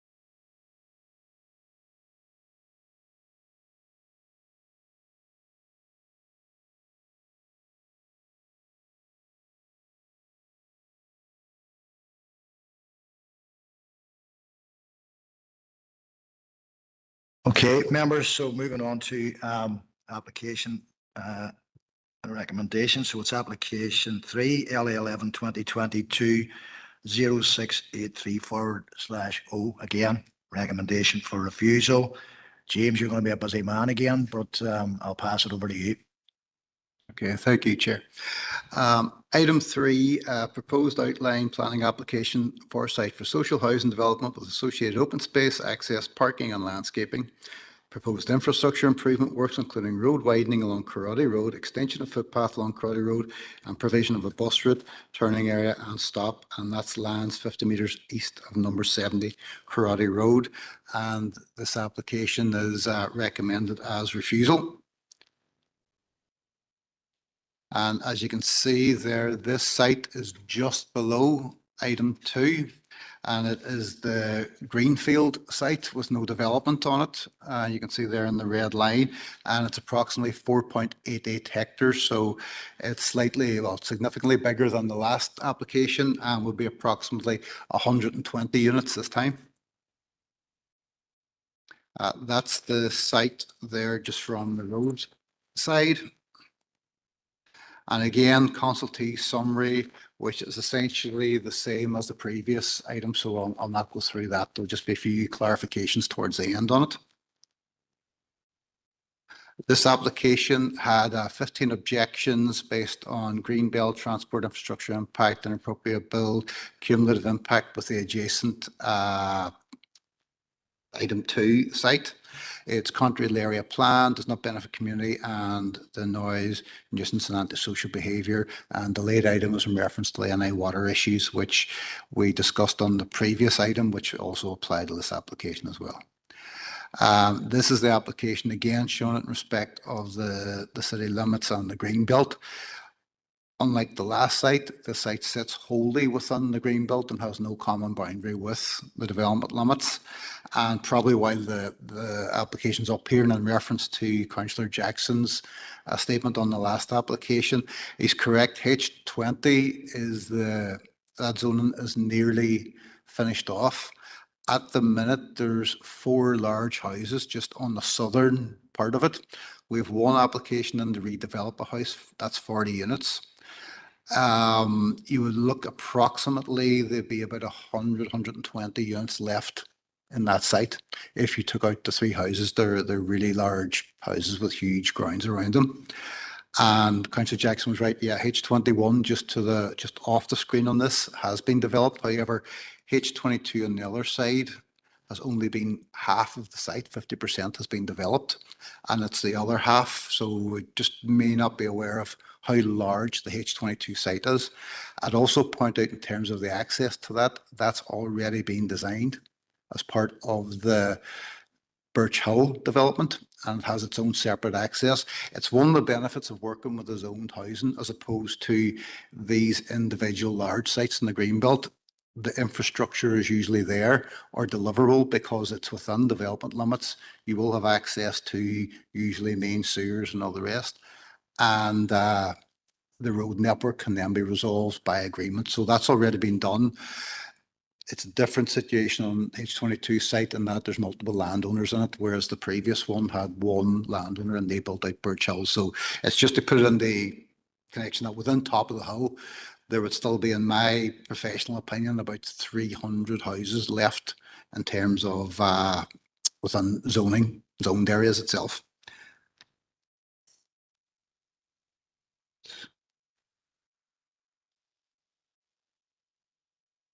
Sorry, this perhaps a bit slow here.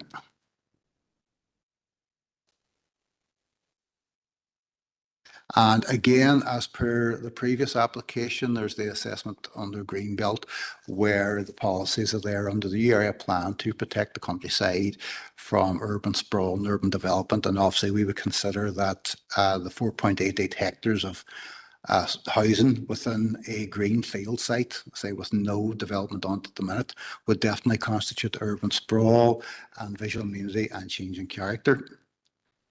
This is the concept plan submitted with the application. Like the previous application, it's an outline application, so policy has directs us not to assess this because its fundamental principle would be against that. So if this was to be overturned, we would come at that again later on down the stage for there may be issues in terms of internal layout, which road service has alluded to on this application and the previous. Again, that's just a more detailed assessment of road service and the infrastructure improvements. And I say one of the issues, again, this is on the previous one, there has been agreement to bring a bus loop in as part of the 2 developments. However, that would need to be legally agreed through a Section 76 with TransLink, which hasn't been done yet. And that would involve a contribution by most probably the developer and bringing an existing bus route up to the site. Otherwise, if it was approved as is, it wouldn't, you would have bus turning there, you just wouldn't have a bus accessing the site.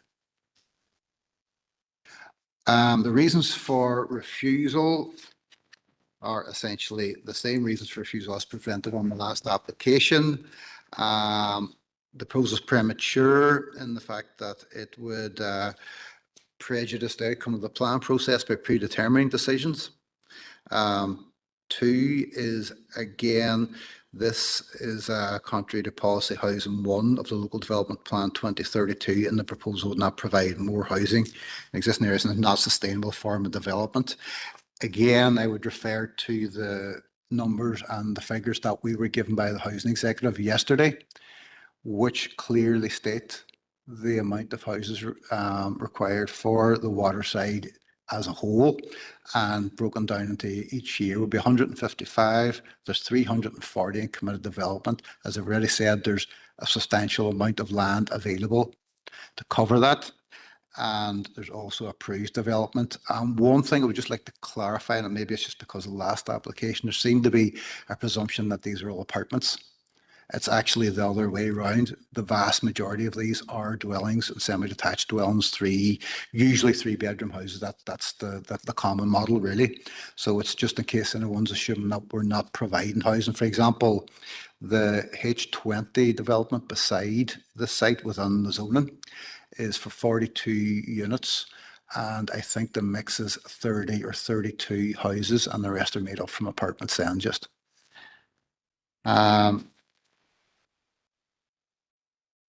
Refusal reason 3 is that the proposed development will, if permitted, result in demonstrable harm to provision of sustainable housing development within the existing urban areas.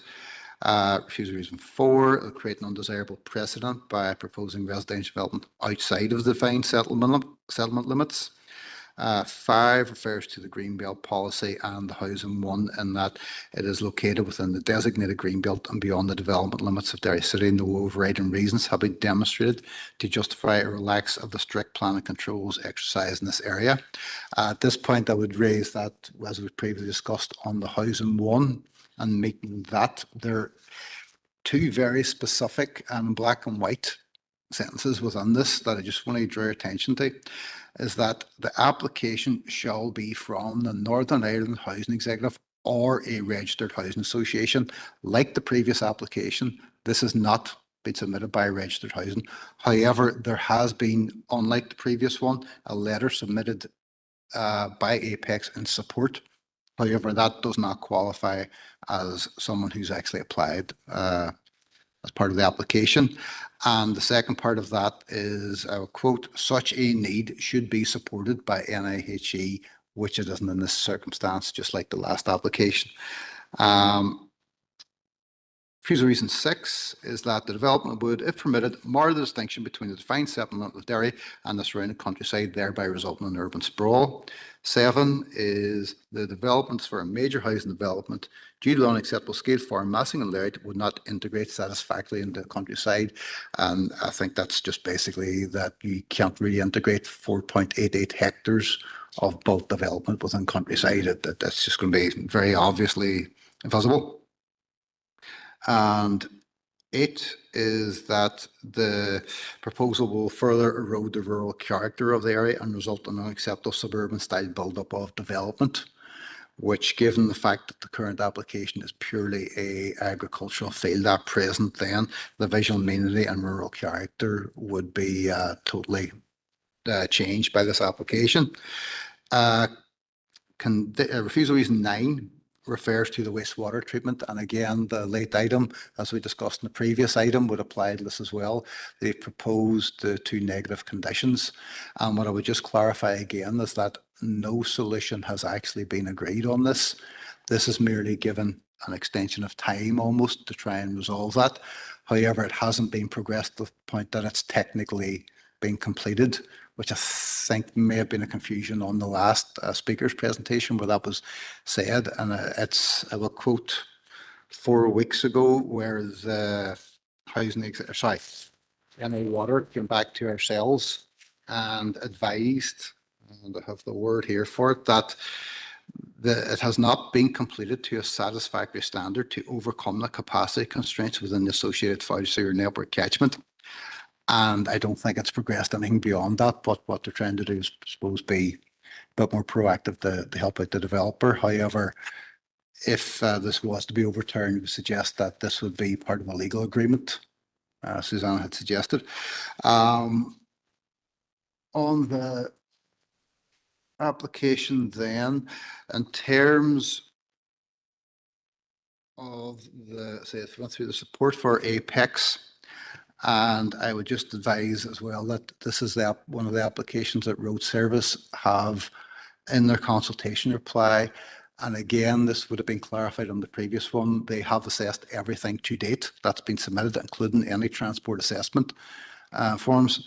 So they have still said that the knock-on effects from approving these developments will significantly impact pretty much every junction coming in and out of Top of the Hill.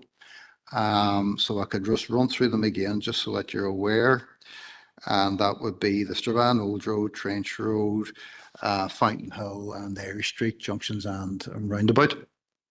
And say for those reasons and those reasons quoted, we would recommend that the application is refused. Thank you. Thank you, James. Members, again, we do have some representations here, so I'll invite forward Matt Kennedy, Simon Adeyinka, and Peter O'Connor. The latter two gentlemen we've already seen before, but we'll see them again. You're very welcome, gentlemen.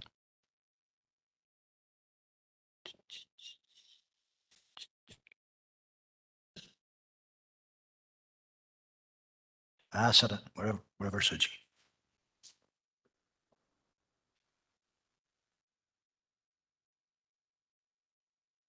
Okay, thank you for attending this afternoon. You're all familiar with the process, so I don't think you need me to go over too much in the way of any detail on that. You've got 5 minutes, Matt. I'm assuming you're going to lead the charge here, so whenever you're ready. Thank you, Chair. Thank you, councillors, for the opportunity to address the Planning Committee on this application. You've already heard from Gemma on the previous application. We have a joint case in pursuing both of these applications together. Simon and Peter are also on both project teams. I don't propose to repeat what Gemma has said, simply to elaborate on points specific to my proposal. Apex have agreed to support these two schemes and develop them jointly, ensuring economies of scale and a faster build time. Apex built St Breggan's Park nearby, and the intention is to develop this site to a similar quality. This proposal provides 120 social housing units, which helps address the acute social housing crisis in Waterside 1 and across the city.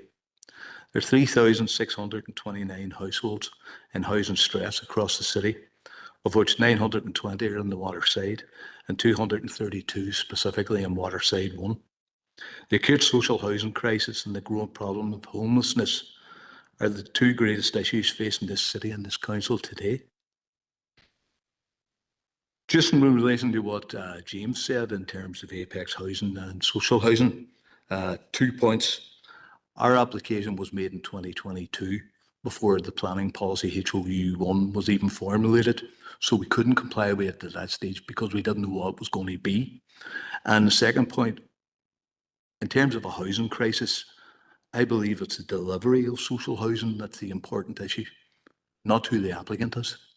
So I would say it's the delivery of social housing within this area is the important element to this application.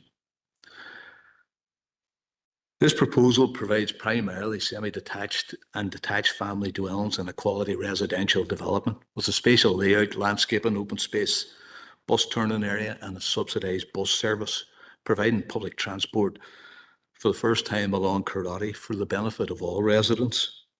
This outlined planning application has strong support within the community. 172 representations in favour of the proposal were received at the community consultation into the application. Moreover, the local MP and 2 MLAs have also written letters in support. In terms of alternatives, The applicant has carried out an extensive land assessment to identify any undeveloped zoned whiteland and whiteland or one false site within Waterside 1. There are currently apartments being built in the Duke Street Spencer Road area, but these do not address the social housing needs of young families in Waterside 1. These apartments being located in the city centre are also attractive to all those on the housing executive waiting list from across the city, all those seeking flat accommodation. The owner of the zoned housing lands in Trench Road has been approached to sell these lands on a number of occasions and will not sell these lands, which are the only undeveloped zoned lands left in Waterside 1. The programme site on Old Strabane Road is located on land that is zoned, yes, but it creates significant difficulties in terms of the fact that that site has already been developed. It was developed for 4 large houses and off a private drive. So there's significant roads issues, there's significant character issues, and there's significant objections from local residents. So the viability of that site or the feasibility of that site's in question. And I would argue from my analysis that there's no feasible alternative to this proposal for family-sized social housing within Waterside 1. Planning and the Housing Executive's proposed solution to the acute social housing need in Waterside 1 is to decant local people to other housing developments across the city, such as at Ballyone. However, forcing young families to travel 5 kilometres across the city to access schools, churches, football clubs and community facilities, that's not a sustainable solution. With no direct bus link between Ballyone and Waterside 1, forcing young families to take 2 buses via the city centre at significant expense and time, taking more than an hour each way. Relocating vulnerable young families from Waterside 1 to Ballyone, isolated from their families and local community, is not a sustainable alternative to providing badly needed family housing within this area. As this is an outline planning application, any reserved matters application is likely to take a year. It is also likely to take another year to get on site. I've looked at the housing executive waiting list for Waterside 1 over the last 5 years, between 2020 and 2025. The average housing waiting list annually over this period is 263 households. The figure of 232 households in Waterside 1 dates back to 2024, and I have no doubt that due to natural growth, the waiting list has decreased to around 260 households. Furthermore, at the previous PDH hearing under this application, local representatives pointed out that many young families from Waterside 1 were now registering on the housing executive waiting list in Waterside 2 and Waterside 3, as there was no new houses being built in their area. Excuse me, Matt, that's your speaking time up. If you just want to wrap it up and then we'll move on. Okay, Chair. Yeah, I'll give you a minute. Section 6.4 of the Planning Act directs that planning applications should be determined in line with the LDP unless material considerations dictate otherwise. The 4 key materials considerations in this proposal are: 1, the proposal qualifies as an exception as set out in policy HOU 1 of the LDP. As there is a significant social housing need in Waterside 1, there is no suitable or available alternative lands within this area to meet this need, and the application site is immediately adjacent to the development limit. 2, it's highly unlikely that most of the housing developments programmed in Waterside 1 are deliverable, and even if some are, 85% of these are apartments. 3, there's no available or suitable alternative housing land within Waterside 1 to meet the identified social housing need within this area. And 4, the proposal meets the current social housing need with much needed family housing, which is underprovided for in the Waterside 1 area. Therefore, for these reasons, Chair, I request that the committee allow this application. Myself and the rest of the team are available for questions. Very much, Matt. Okay, members, well, as Matt's indicated, they're here. If anybody wants to ask them any questions, I'll open it up to the floor. Does anybody have any questions they want to put to Matt and his team here? Everybody seems content enough, gentlemen. And actually, through a combination of both presentations, I now have no questions for you either myself. So appreciate your attendance. Just sit tight with you, sure, and we'll move it across to an opportunity for members to ask our planning team any questions that you might have. So again, over to yourselves, members. Does anybody have any questions for James and the rest of the team? I suspect the questions would have been very similar to the last round of questioning anyway. Would that be? Yeah. Okay, members. So, Councillor Jackson, go ahead. It's not a question. Yep. No, Chair, and I suppose I'm sort of open to a bit of direction from yourself, because I'm content to make a proposal similar to the one before. The refusal reasons are identical. So my reasons are going to be identical. Do you want me to go through them or? Well, look, you know, I think if it's an argument based on the previous argument, and the city solicitor reckons that's fair enough, and I would have said the same myself. Okay. You know, Well, we'll take whatever you have to say. There is one distinct difference between this application and the previous one, and James has alluded to it, is the fact that this application is entirely on. It's not in the industrial type land. It's entirely in the green belt, and so refusal reasons 6, 7, and 8 are particularly prevalent. And but one of the things that I just wanted to point out, and it is in the southern end of the site as you're approaching from the Kittyban direction, and moving towards the application site. As you approach the application site, there is substantial built-up frontage. There is, and that has been developed, and it's been recently developed or added to over recent times, and it does mask. It does provide a bit of cover for it in terms of the sightlines, and it certainly alters the character of this. It would be very difficult to argue that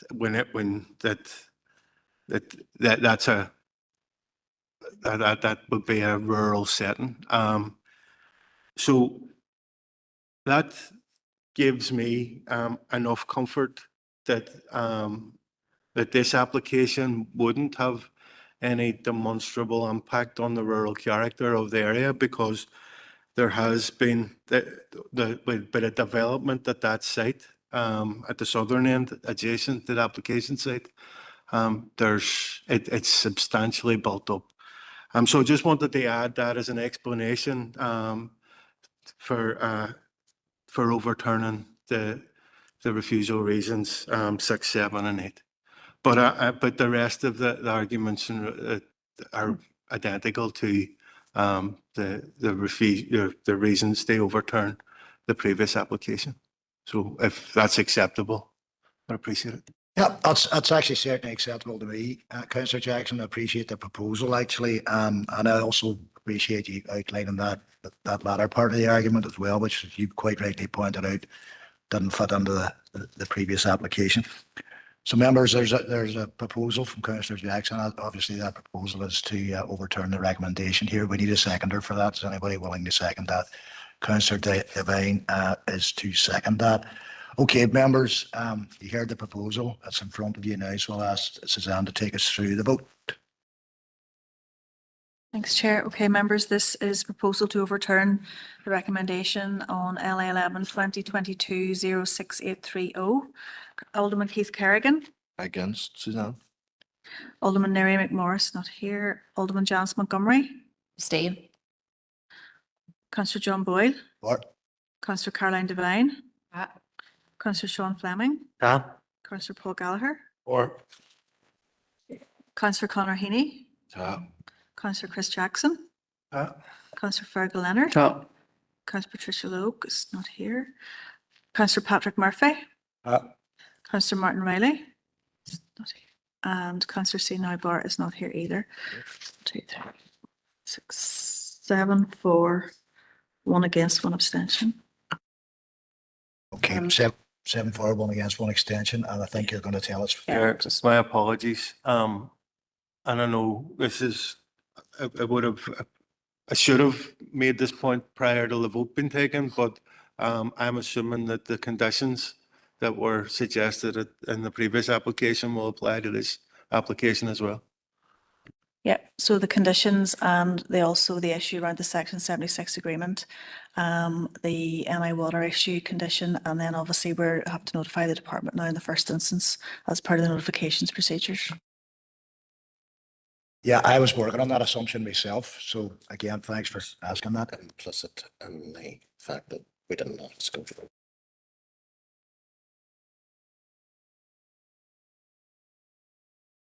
Yeah. As the city solicitor says, Professor Jackson, it was implicit.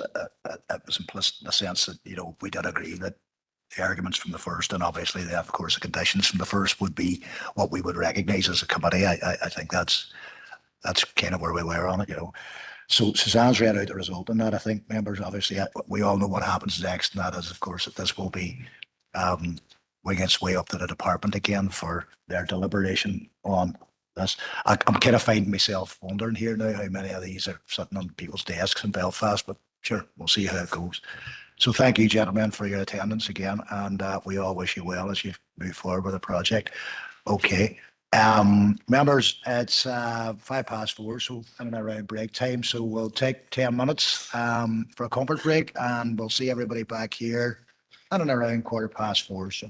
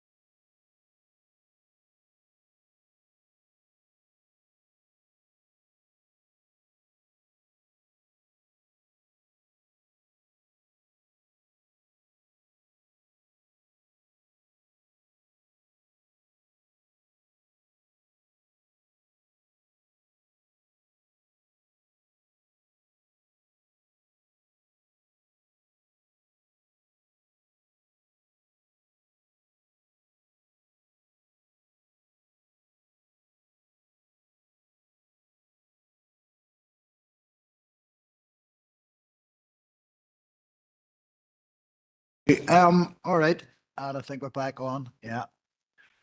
Okay, so next application for decision members is application number 4, which is LA 11/2024 0314F. That's recommended for approval, and Laura's going to take us through that one. Just to advise that we do have speakers on this one as well, but before that, I'll invite Laura to walk us through it. Thank you, Laura. Good afternoon, members. Application LA 11/2024 0314F is a full application for the erection of a retail unit with associated service yard and car park. It's located at lands adjacent and west of Home Bargains, Unit 1, 11 Millmount Road, Strabane, and the recommendation is to approve. This is the application site as outlined by the red line. It's the vacant northeastern corner of a larger retail site at 11 Millmount Road, which contains existing retail units, associated service areas, and a surface level car park. The application site includes the overall access to the larger site, and it's comprised of a gravel area with a section of tarmac to the south and a grass area to the east along the roadside. This is a view of the application site from the Millmount Road. As you can see, the application's at the front of the larger retail site. There you have Home Bargains, Linus and Winemark in the background. Again, this is just a closer up image of the application site, including the grass area to the front onto the Millmount Road.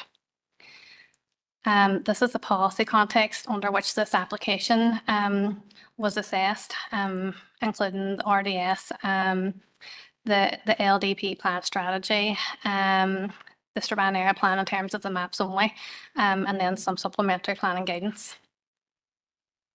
In terms of consultees, there are a number of consultations related to this planning application.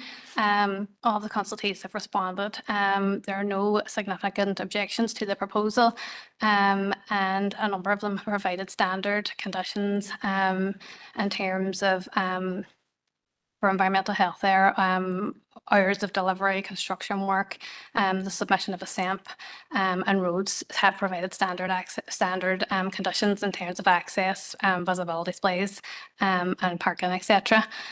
There in terms of water management unit and SES have also provided conditions regarding the Article 154-156 agreement with NI Water. There have been 9 objections to this planning application. The reasons are up there on the slide in front of you, and they've been considered in detail in the planning report. So first of all, in terms of considering this planning application, clearly it's for a retail development, so it's firstly considered under policy RP1 of the LDP plan strategy, which requires the council to adopt a town centre first approach for retail uses and apply a sequential test to these applications that aren't within an existing centre. So this application site is clearly not within the town centre of Strabane. It's a local neighbourhood shop, so selling convenient grocery goods to meet local needs. And it's been advised through the planning application that this will be a Tesco Express. It's located on white land, which isn't zoned for any particular use. So it's been estimated that the site's approximately 680 metres from the town centre of Strabane, and officers therefore consider this to be an out-of-centre location. And therefore the proposal falls to be considered under policy RP9 out-of-centre development of the LDP plan strategy. In terms of policy RP9, there are a number of criteria that are required to be met. And it's considered that a retail impact assessment wouldn't be required for this proposal as it falls under 1,000 square metres of retail floor space. Just there in terms of the first criteria, this is considered in detail in the planning report. Officers are content with the information provided in the local retail needs statement, which demonstrates that the development will address a quantitative and qualitative deficiency in local shopping provision, including replacing closed shops, and it will introduce a new modern store to meet the needs of the local population in the South Strabane area. So therefore that criteria is considered to be complied with. In terms of the second criteria, as detailed previously, this is a local neighbourhood shop. It will serve the local population. So a site within or at the edge of the town centre would be unsuitable for this type of development, complies with the criteria too. In terms of the third criteria, again, this is a local shop to provide a local population. It has a floor space of 225 square metres. It's not considered to be a significant facility in terms of scale, and it's not considered that would have an adverse retail impact on the vitality or viability of the town centre. So complying with criteria 3. In terms of the accessibility of the site, it's located on a main arterial route, which is the Millmount Road. It's beside a main bus route and is within walking distance of many homes, schools and businesses. So it's accessible by a choice of transport modes. And the proposal therefore is considered to comply with criteria 4. So in terms of the retail policies of the LDP, and principal officers consider that this proposal is acceptable. This slide then shows a 3D perspective of the design of the proposed building and its location within the overall site. So at the moment, this is a vacant brownfield site. It's within a mixed-use area. It has a ridge height there of 5.5 metres, and you can see there that the finishes are grey facing brick and smooth render with aluminium windows and doors. And the service yard is to be enclosed by timber fencing. And overall, officers consider that the design and appearance of the building and service yard and car park are acceptable in the context of the existing retail development within the larger site. And again, this will obviously bring into use a vacant site at the front of the existing retail park here. In terms of amenity, consultation took place with environmental health. They had no objection to the proposal and provided standard conditions. It's noted that there will be a small bakery section, but any water from that is considered to be minimal. There's also been an assessment in terms of lighting, and it's, the service yard lights will be switched off and the car park lighting dimmed at 11 p.m. to reduce any potential impacts. There are neighbouring properties adjacent to this, but overall officers consider that there won't be any impacts in terms of privacy, overlooking, overshadowing or overbearing of the proposed building or the use which is going to take place within it. And as such, the proposal complies with the relevant criteria of policy GD-Pol 1 set out in the LDP. In terms of transport and movement from the site, there'll be an internal access road and 46 car parking spaces specifically through this planning application surrounding the retail unit. Officers consider that in consultation with DFI Roads that a safe access and parking can be provided. DFI Roads didn't have any objections to the proposal, and therefore the proposal is considered to comply with the relevant policies and the LDP with regards to transport and movement, which are outlined in detail on the planning report. So in terms of natural environment, again, this is a site within the town of Strabane. It has low conservation value. There's no issues in terms of priority species or habitats. Additional landscaping as proposed. The development will reduce the carbon impact and result in some biodiversity net gain through that. In terms of foul sewage, NI Water confirmed that there's an acceptable solution, and NIA Water Management Unit and SAS, again, as I stated earlier, have provided conditions in terms of that respect.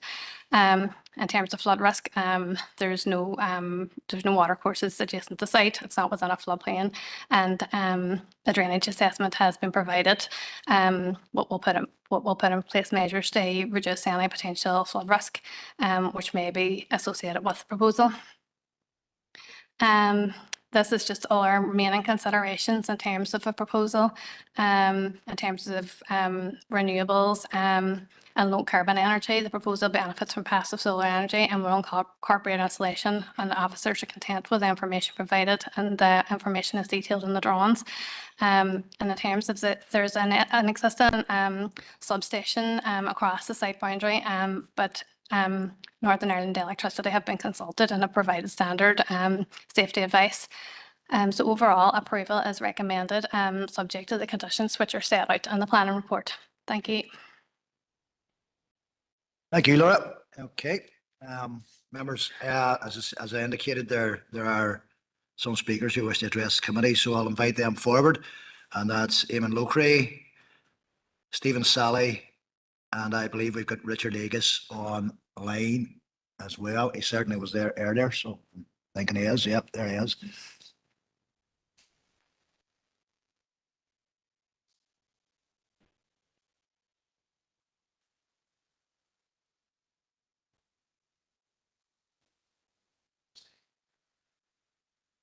Thank you, gentlemen. To both of you for attending in person. Richard, you're very welcome online as well.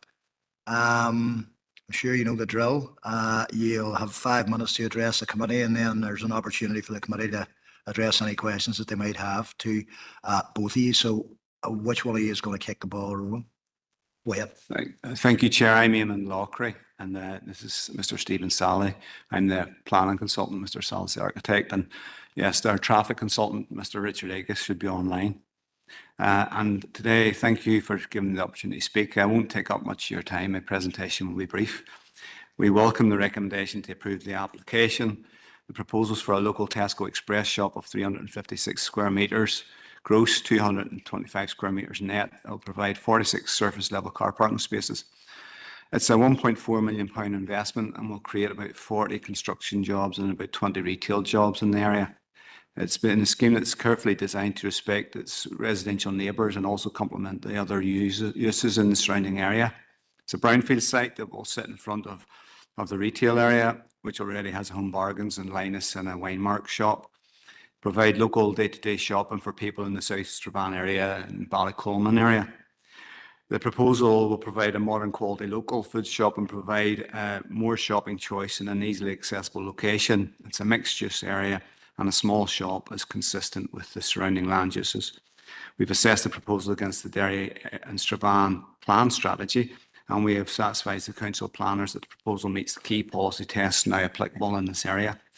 In the last year, we've worked closely with the case officer and the statutory consultees to ensure the proposal can be brought forward as an approval. It's a single-storey shop building that sits well over 20 metres from the nearest dwellings at Menashesk Place. Existing trees and new boundary wall and fence will protect residential amenity from the site. Access to the proposal is from the existing access point, with improvements provided to the visibility displays and right turning pocket. We have agreed a technical solution with the NI Water to ensure the development can be accommodated within the existing drainage infrastructure with some upgrading. The site does not have any natural built heritage features of note. Subject to conditions on deliveries, there will be no noise harm from the proposal. And on that basis, we consider the proposal complies with the plan strategy, and we respectfully request the committee approve the application. Thank you for your time. Thank you, Chair. Thank you, Eamon. And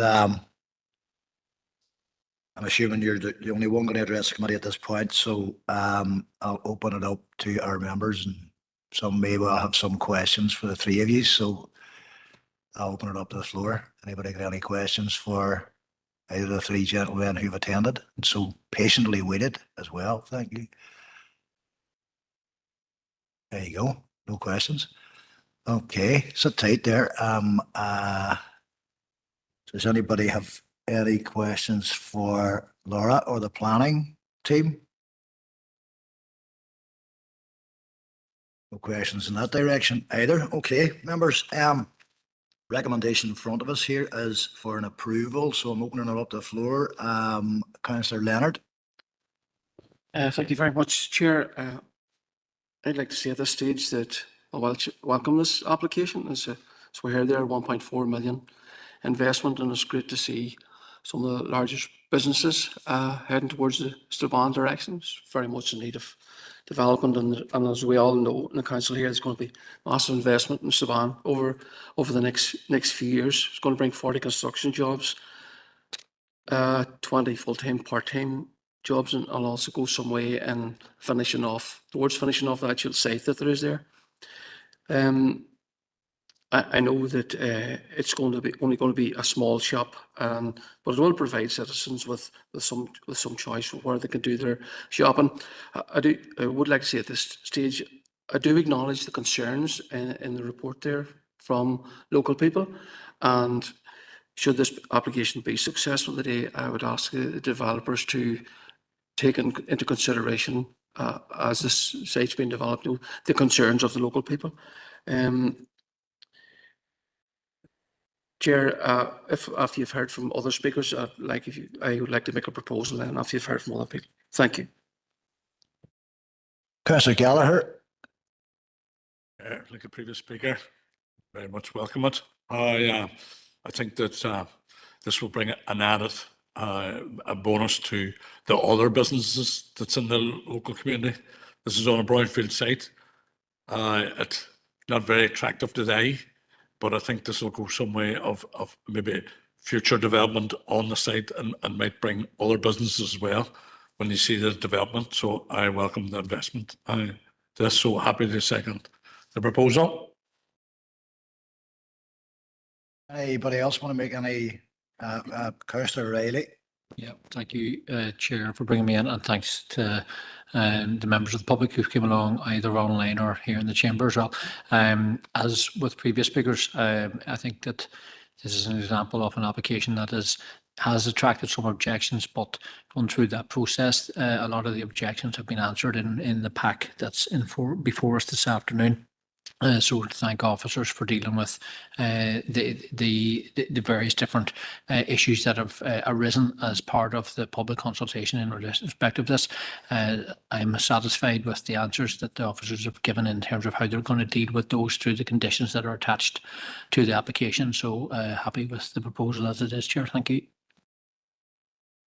Okay. You were proposing that, weren't you? Councillor Leonard? Yes, I was going to propose this. Have you anything else you want to add? Or? No, that's it. I just asked for members' support on my proposal. Thank you. Okay, thank you. And that seconder was Councillor. So I appreciate both of you proposing and seconding that.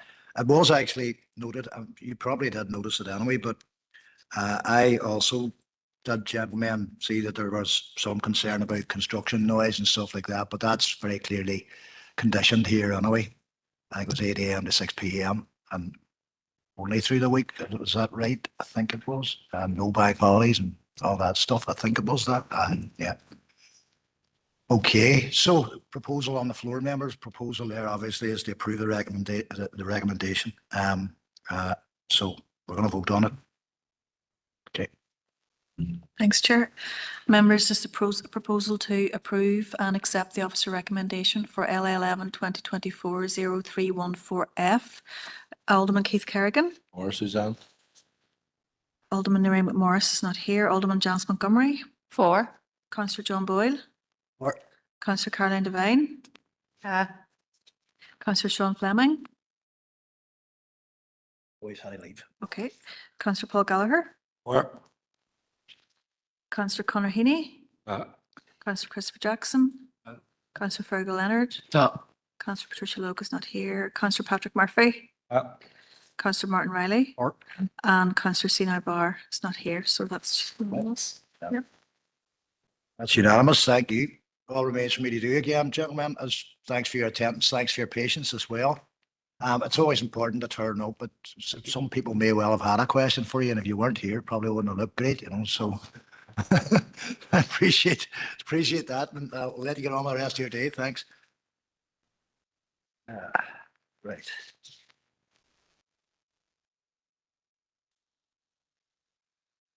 Okay, members, the next one on our list is number 6. And that is LA 11 2024 0496F. It's erection of a dwelling and garage in the Fiffin then morning. That's recommended for refusal. And Laura, I believe, is going to take us through that one as well. Thank you, Laura. Over to you. Application LA 11 2024 0496F. This is a full application for the erection of a dwelling and garage. The location is 80 metres northwest of Crockin Road, Glenmorton, Strabane, and the recommendation is to refuse. So here, as outlined in red, we have the application site. As you can see, it's a square-shaped parcel of land located on the northern side of Crockin Road. It's the northern section of a larger agricultural field. You can see there in the aerial photo, there's a recently constructed dwelling immediately adjacent to the site. The land within the site sits slightly lower than the road and is predominantly level, sloping away in the eastern direction. The site's located within the rural area and also within the Sperrin AOMB, and it is adjacent to the settlement of Glenmorton. This is some images of the application site. Here you can see that new dwelling there, number 2 Crockin Road. This is from the junction of Crockin Roads and Murlock Road. And this is another image towards the application site from Murlock Road. Here we have the policy context under which this application was considered, including the RDS, the SPPS, the LDP plan strategy, and all of the policies that are set out there within that, and the Strabane area plan in terms of the maps only. In terms of consultations, we haven't had any objections from the consultees to the proposal. They have advised standard planning conditions, which officers will be content to attach should approval be granted. There haven't, in terms of representations there, just to note, there haven't been any letters of objection or support received in terms of this application. So this proposal is for an infill dwelling, so it's assessed under policy How 23 of the LDP plan strategy. So this policy here, as you can see in the slide, states the plan permission will only be granted for the development of a small infill or gap site that's sufficient to accommodate up to a maximum of 1 house within an otherwise substantial and continuously built up frontage. This policy goes on to define the built-up frontage as being a line of 5 or more dwellings in a row along the frontage.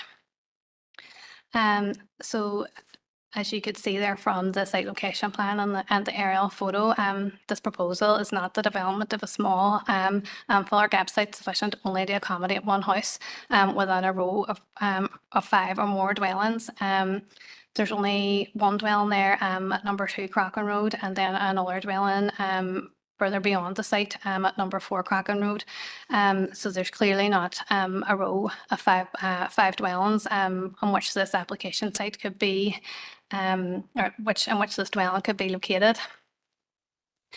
In terms here of it being a small gap, which is another consideration of policy How 23, the overall field measures 71 metres along the road frontage, and the application site therefore isn't considered to be located within a small gap. Notably, there's another application for a dwelling and the remainder of the field, which is the next item on the agenda.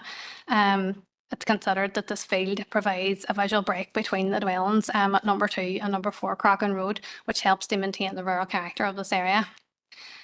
Just there in terms again of the substantial and continuously built up frontage, there's only 2 dwellings along Crockin Road with a frontage onto the road. So therefore the proposal fails to satisfy the requirements of policy How 23 in that respect, whereas where it's required to be located within a line of 5 or more dwellings.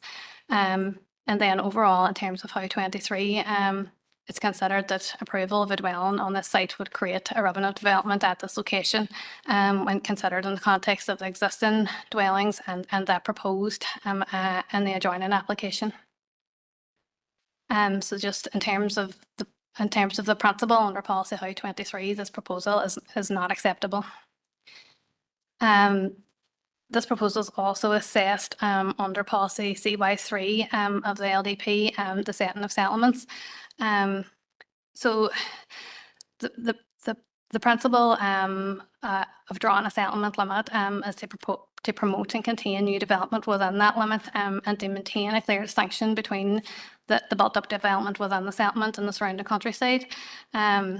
Clearly, a dwelling permitted on the application site would further mar the distinction between the settlement of Glenmornan and the surrounding countryside. You can see here on this image that the development limit there is outlined in orange, and we have the number 2 is the approved and constructed dwelling there, and then there is another approved dwelling there at the site number 1 opposite the application site. So officers consider that allowing or permitting a dwelling on this site would result in urban sprawl, which is contrary to policy CY3.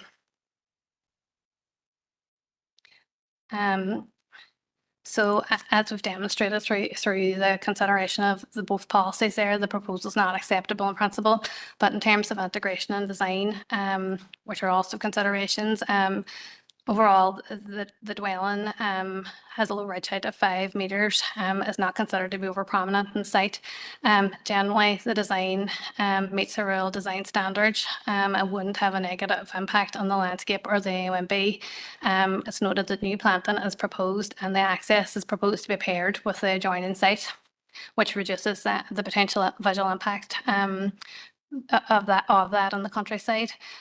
So officers would be content that the proposal would comply with the design and integration policies CY1 and CY4.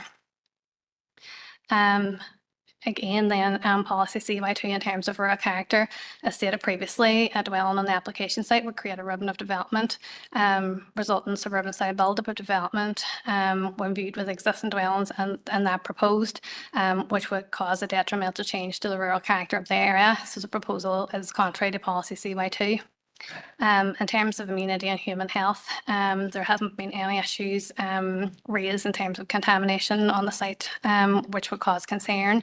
The dwelling proposed was assessed in the context of the existing dwelling at number 2 and that proposed and then adjoining site, and there's no concerns in terms of privacy, overlooking, overshadowing.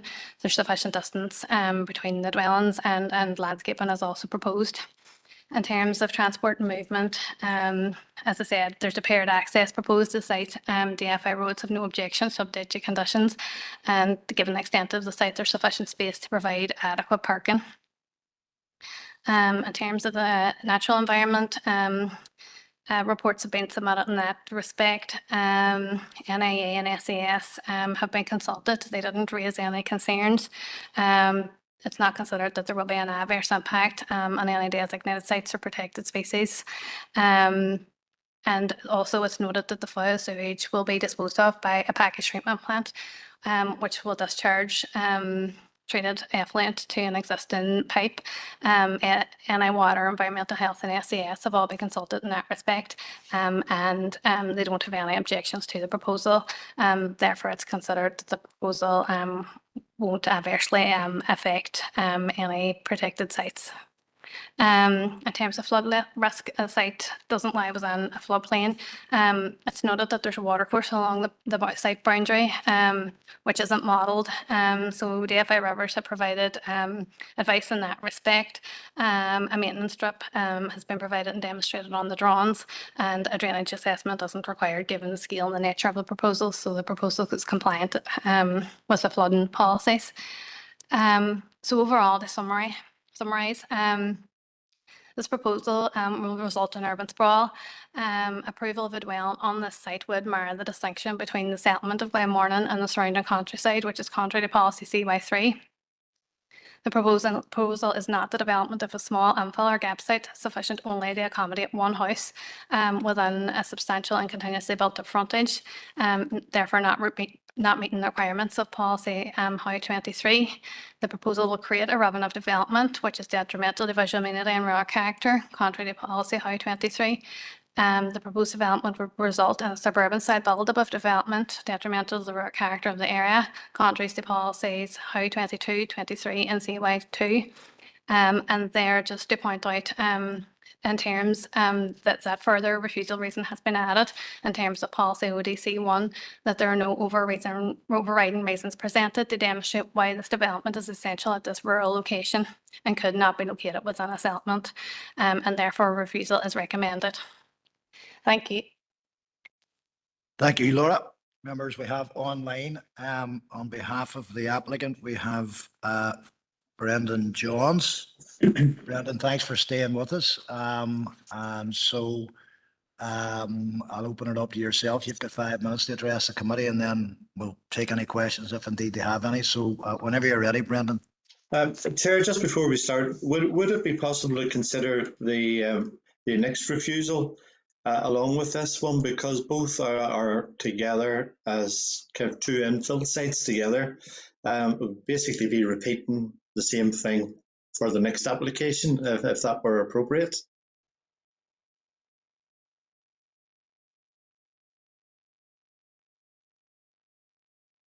Brendan, what we'll do is we'll deal with this one and we'll see how that goes. And that probably might dictate with the next one. If that's all right. So yeah, I don't want to predict that what might happen, Brendan. So if you just want to address this one, take your 5 minutes now. Okay, thank you, Chair. We'll come to that. Okay, Brendan, whenever you're ready. This application has been in the planning system since June 2024, almost 15 months ago. For most of that time, policy CTY8 of PPS 21 was still effective, which could have allowed the proposals to be determined, probably successfully, under the lesser infill test of CTY8 before the introduction of the stricter HOU 23. Whilst these applications, it's in the plural, while these applications are for single dwellings, they can also be considered as infill dwellings. The planning authority in its responsibility for development management is obliged to assess development proposal against all planning policies and other material considerations relevant to it. And the SPPS section 2.3 states that fairness is among the yardsticks against which development proposals will be measured. And we would suggest that in the unduly lengthy period of time in the assessment of this proposal, the applicant and perhaps others have been treated very unfairly due to the introduction of the tighter rural policy. So members, it is reasonable to assume that the first reason for refusal in respect of the setting of settlements to me carries more weight than the other two reasons. I would suggest that in resolving the setting issues, the other two refusal reasons could become redundant. Firstly, the Strabane Area Plan 1986 to 2001 clearly states that the purpose of the plan is to set out the broad land use and policy framework for the physical development of Strabane District up to the year 2001, and that's 24 years ago. This includes the physical development of its towns and villages. The SAP, the Strabane Area Plan, was prepared in the early 1980s, and the demarcation of development limits defined the physical development limits as was appropriate at that time. These limits were shown on maps and included sufficient land to meet the village's development needs over the plan period, and again that is up to the year 2001, some 24 years ago. Move on those 24 years and the planners are trying to justify the present day setting of Glenmorland in terms of the now totally outdated and now very restrictive development limits. However, the new plan strategy at policy CY3 gives a relatively simple explanation of what constitutes the setting of developments, with the head note stating that permission will be refused for development that mars the distinction between a settlement and the surrounding countryside. Note that there was no mention of development limits. I would like to assume that policy note relates to how the village looks today and not to how the village looked when the original development limits were drawn up those years ago. It is clear that the linear pattern of development in Glenmorland, dictated by the topography to the north and the river valley to the south, would be an important factor in its future growth. However, back when the SAP was being prepared in the 1980s, environmental matters such as floodplains, priority habitats, ASSIs, etc. were not major constraint issues. Over time, however, these issues became important, resulting in a significant amount of land within the limits being virtually undevelopable. This inevitably resulted in future development pressure being limited to either end of the village. Over the last few years, there's been development pressure at the eastern side of the village, particularly in the area of these two proposed dwellings. This is evident from previous intense planning committee discussions in September 2020 and September 2021 around two residential applications and their relationship just outside the old development limits. They were subsequently approved and are now built. One is now number 2 Crochan Road and the other doesn't have a number, but it's on the other side of Crochan Road. These two dwellings, along with two further dwellings to the southeast, shown on maps as number 4 Crochan Road and number 99 Murlock Road, indicate development approved and constructed outside the old development limits. The 4 dwellings now constructed in this locality have a visual and physical connection with the village and form a bookend to development in Glenmornan. They are all distinctly part of the settlement, with number 4 and number 99 now logically defining a new edge of settlement. Because of these approved and constructed dwellings, a gap has developed between numbers 2 and 4 that can accommodate 2 proposed dwellings. A stand of trees immediately south of number 4 provides a natural visual break that can be retained and would form a natural new stop line to the village. Considering that the main test of the policy is to maintain a distinction between the settlement and countryside, if these proposals were approved and constructed, they in themselves will not be at the edge of settlement and therefore will not mar the distinction between the existing settlement and the surrounding countryside. Thank you, Chair. Thank you, Brenton. Members, open it up to the floor. Has anybody got any questions for Brendan?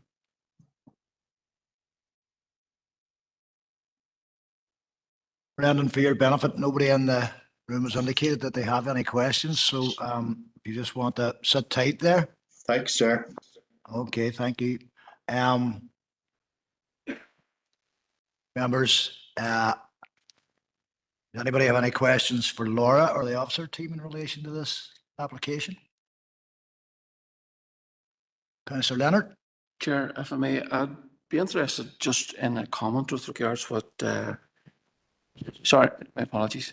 I'd be interested just in any comment from the officers with regard to what Brendan Johns has told us there about the distinction between the village and the application sites, please. Okay, councillors, well, I think there's a couple of points on it.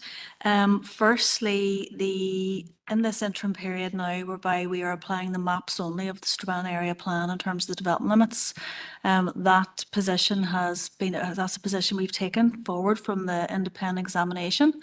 So that is a position now in our new plan strategy that we've adopted. So some of the issue or the queries that the points that Mr. Johns were making, that, as officers, we wouldn't agree with that assessment in terms of the old Strabane area plan. The other issues he's raised in terms of the other sites that have been approved back in September 2020, 2021, officers are aware of that, but I mean, the policy context is now very different. So we have assessed the policy, policy as Laura has outlined is for the infill of one dwelling in a gap, and appreciate that this was lodged prior to the policy being adopted, but we must apply the new policy now going forward. Okay, any other questions? Members, observations, questions? One observation is I think that, now that the world has changed and the LDP has now been adopted, that may well be something we're going to hear for a while, and that is evidently that people put in applications under a former system and a former development plan, and they predate this. But that was inevitable. I think that was inevitably going to happen. And so as a committee, I think we need to be prepared to hear some more of that. I would predict that will be the case. Nobody else has indicated any questions or observations. Alderman Kerrigan. Just one wee brief one, and again, totally on what you have stated there, Chair.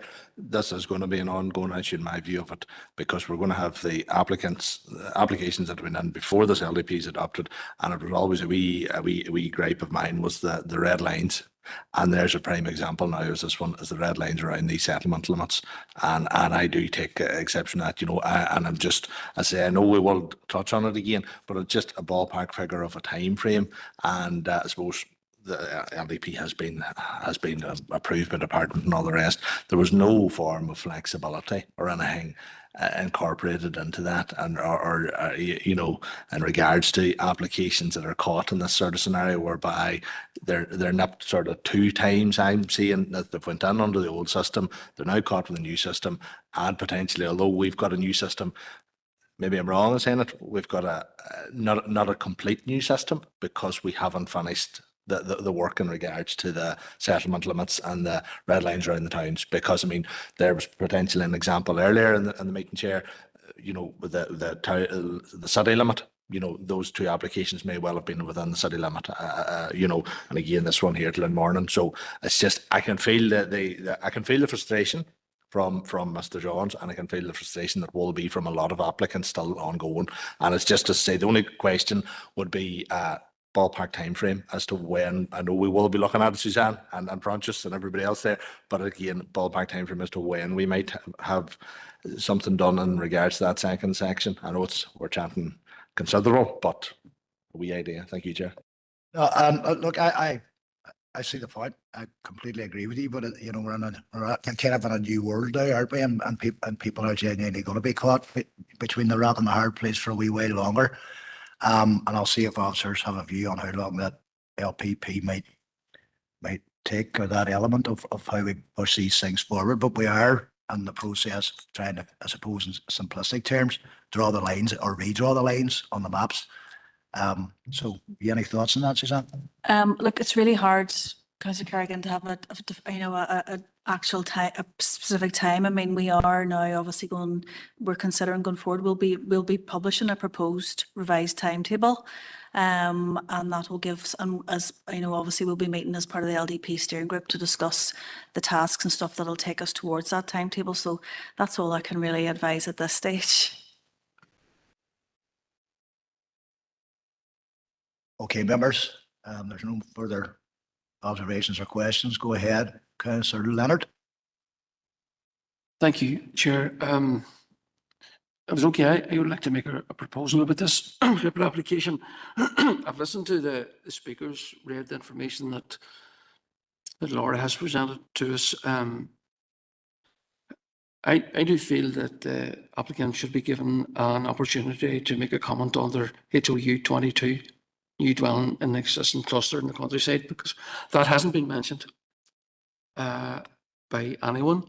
As we as a council, we do have to sustain our rural communities, and in our plans to target for building 150, 160 to 200 houses. So my own opinion is that we should be giving people the opportunity to make their case for this. And I know this has been on for some time. I'd ask that we defer a decision on this one to give applicant an opportunity to do that and bring it back possibly for next month.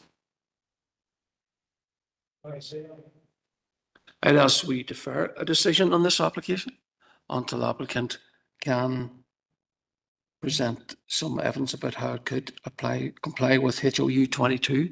We have done this in a previous application.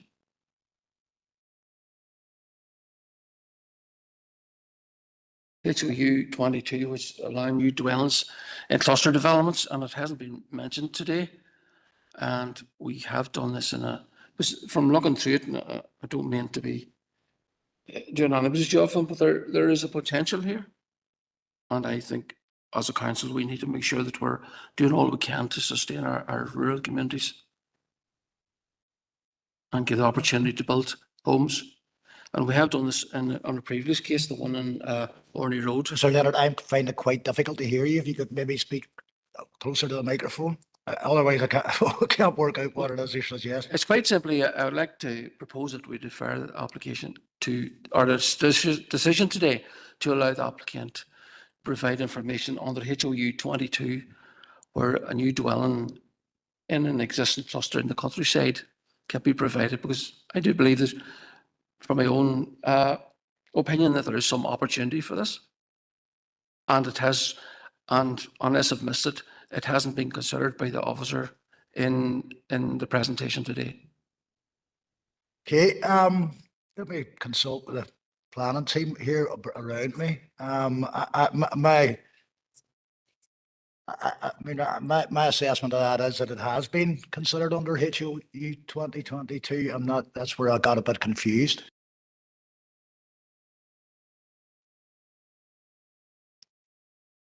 Okay, happy to just come in, Chair, if that's okay. Yeah.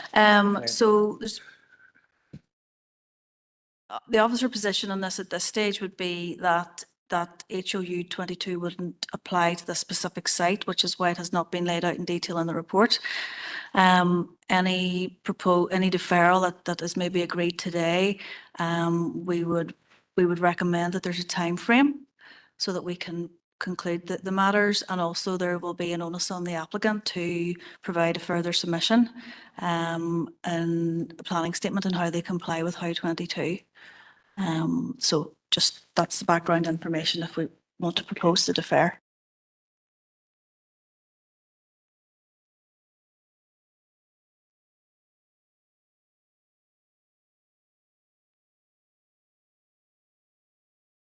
Okay.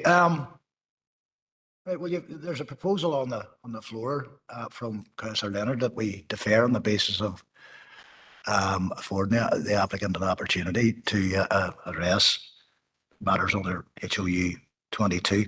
Was that up? Yeah. We would probably need to tie that to a time frame. Officers are suggesting maybe 4 weeks. Is that okay with you? And you're happy to second that, Councillor Devine? Thank you. Members, are you all content that we defer this for now then? Yeah.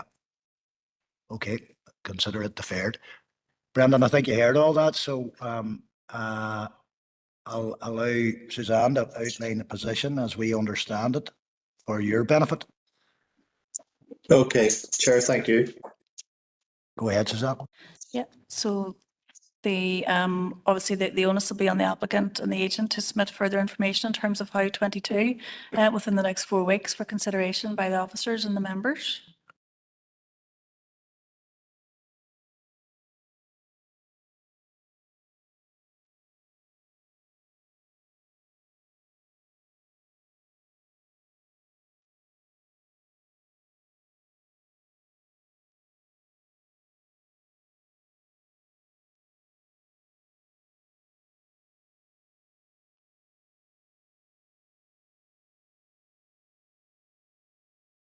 Okay, right. So that's that one deferred, members. Brandon,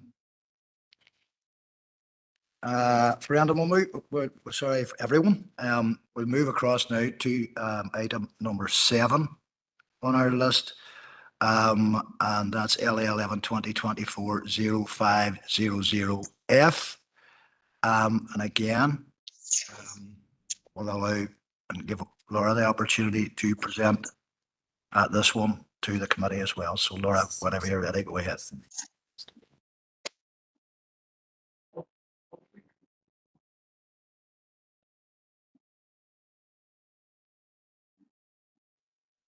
Application LA 11 2024-0500. Bear with us a wee second. Just bear with us. That's my fault. I just want to ask quick.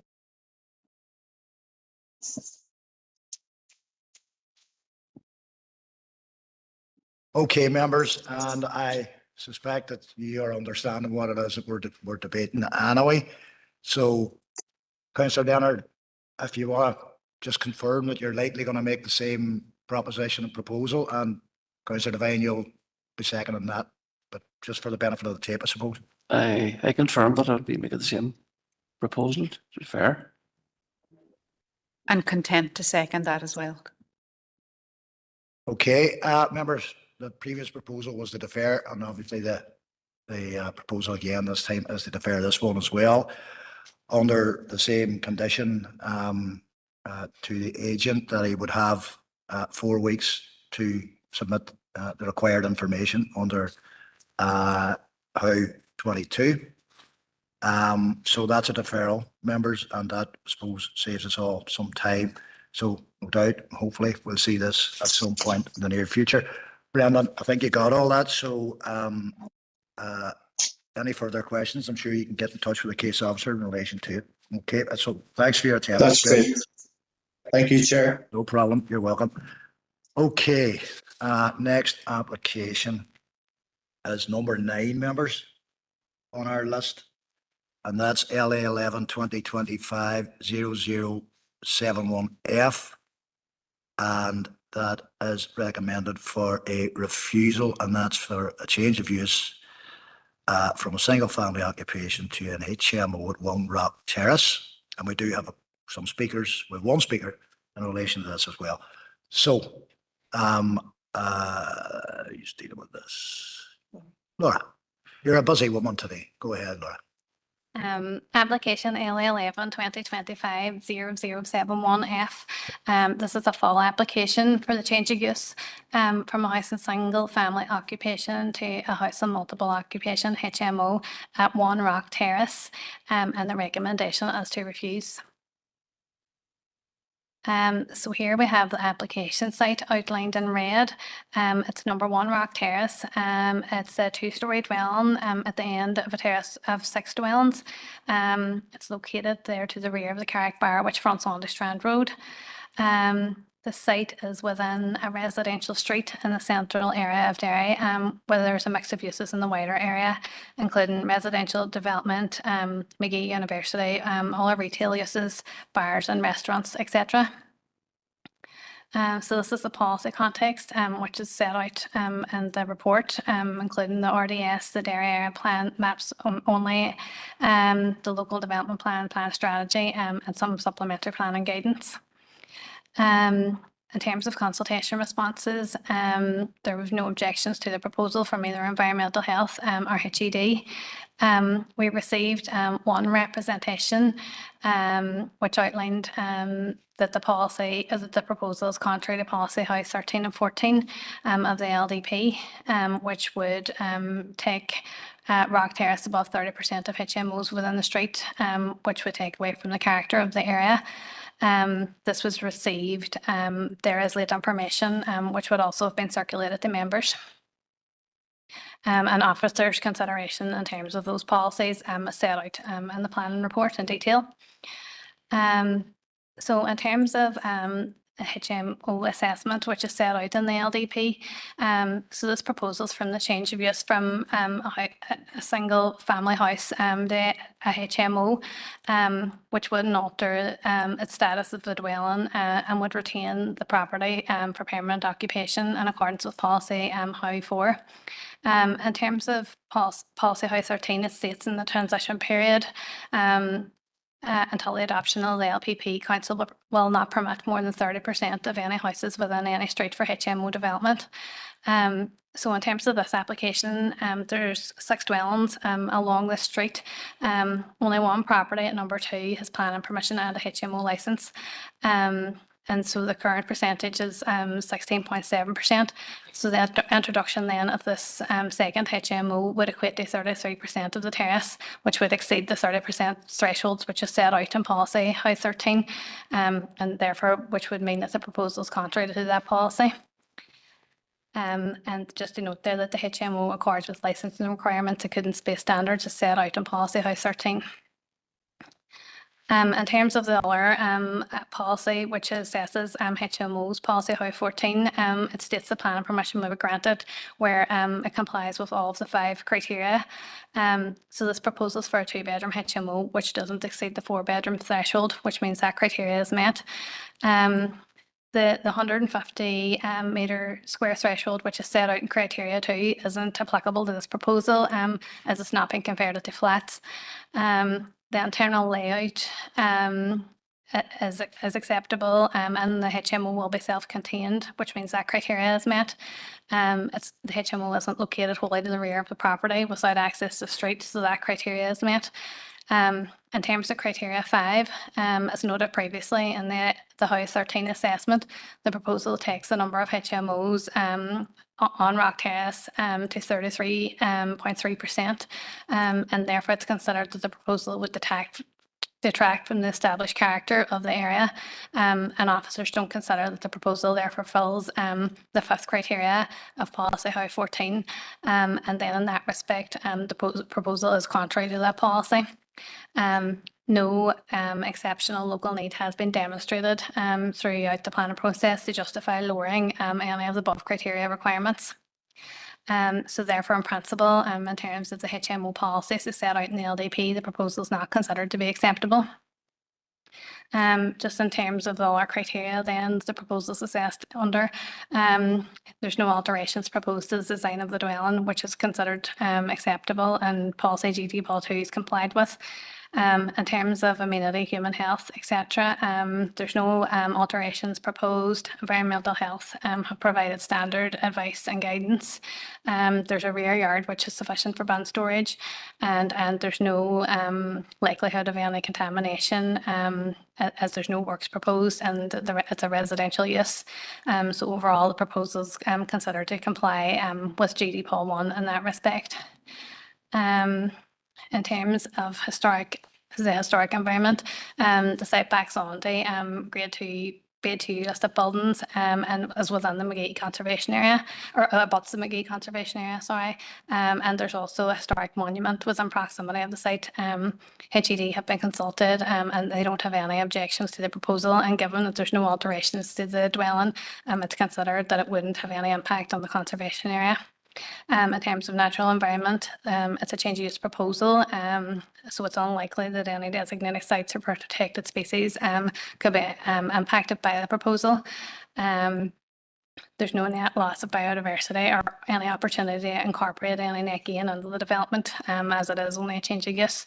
The proposal is therefore considered compliant with GD Pol 1. There's no impact in terms of flood risk. The site's not within a floodplain or any other flood risk area. In terms of transport and movement, so this is a 2-bedroom HMO, and it's an existing 2-bedroom dwelling, therefore no additional parking is required.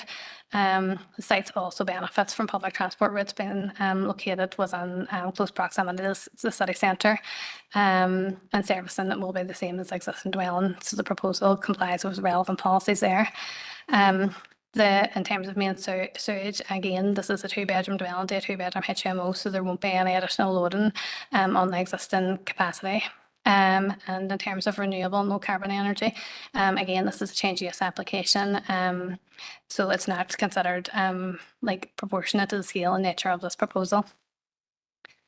So overall, recommendation is to refuse for the refusal reason which is set out in the plan and report, and that the proposal is contrary to policies House 13 and 14 of the LDP, would, if permitted, exceed the 30% threshold of houses within Rock Terrace, and as a result would detract from the established residential character and amenity of the area. Thank you, Laura. Okay. Members, we have one speaker who's requested the opportunity to address you all.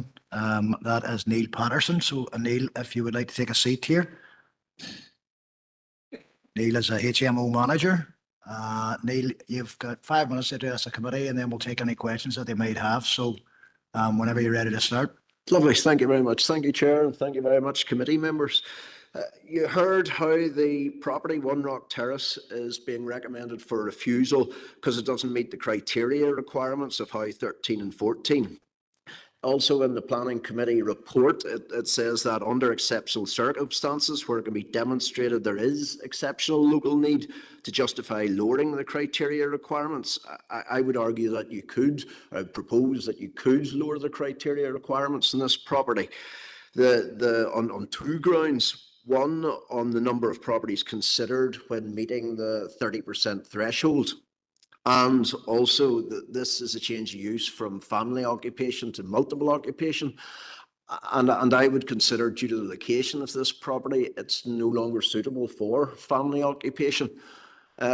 For family occupation, you know, there's no front garden. The rear yard is only 6 square meters, and which would include the storage for the wheelie bins.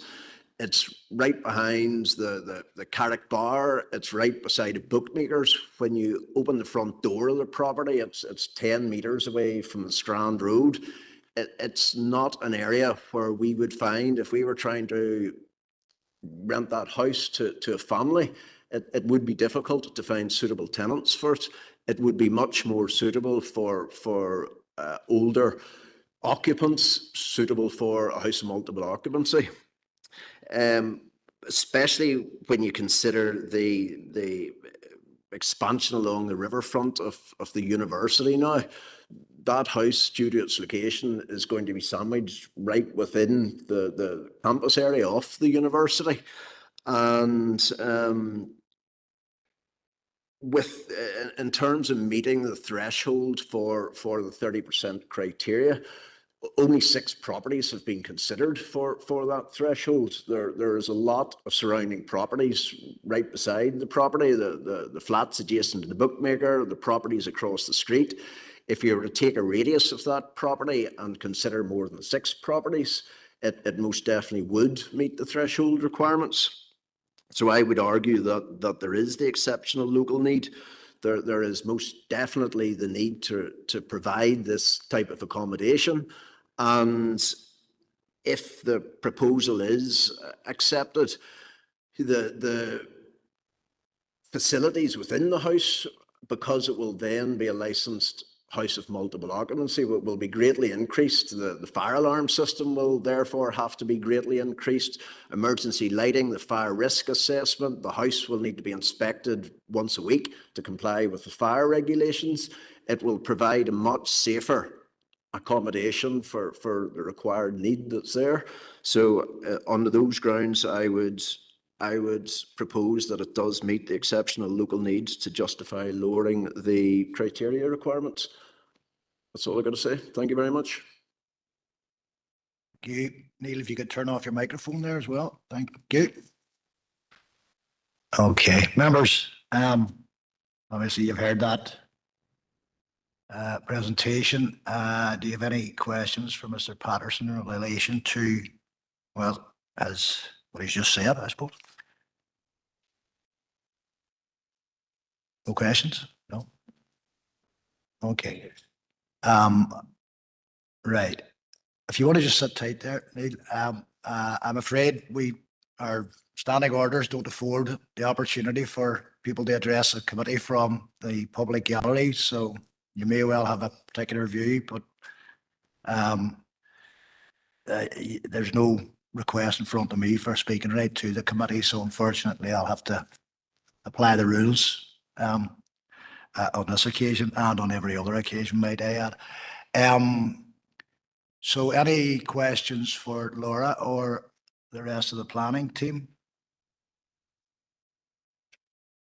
No? Okay, well, members, it's there in front of you in black and white. The recommendation from the planning team is for a refusal for LA 11 2025-0071F. I'll take any proposals that you might have now, so we'll open it up to the floor.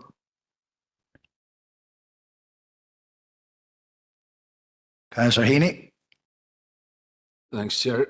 No, I just accept the rationale laid out by Laura, particularly the over 30% limit having been breached in this case. So I would propose we accept the recommendation of the officers. Thank you, Councillor Heaney. Councillor Heaney has obviously proposed that we accept the recommendation to refuse. Alderman Montgomery. I'd be happy enough to second that. Seconded by Alderman Montgomery. Okay, members, so that's proposed and seconded that we accept the officer recommendation, and we'll put that to the vote.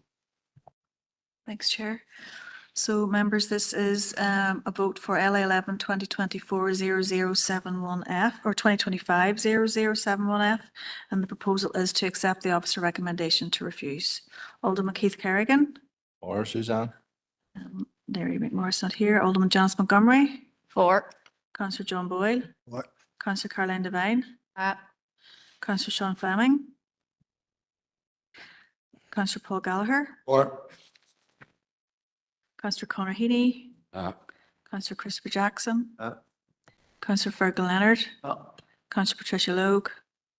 Councillor Patrick Murphy. Councillor Martin Riley. Or. And Councillor Sinar Barr is not here, so that's unanimous. Okay, members, recommendation from officers, and obviously you unanimously agreed upon by this committee. So we'll move on to the next item on our list, which is number 11 on the list up for decision. I thank the agent for attending today. Thank you very much, Mr. Patterson. So number 11, LA 11 2024-0952/F. Proposed two-storey site extension, etc. at Milltown Crescent, Lower Tully Alley. Recommendation for that is to approve. We do have one speaker, but first off, we'll start with Malachy. So Malachy, I'll pass it over to yourself whenever you're ready.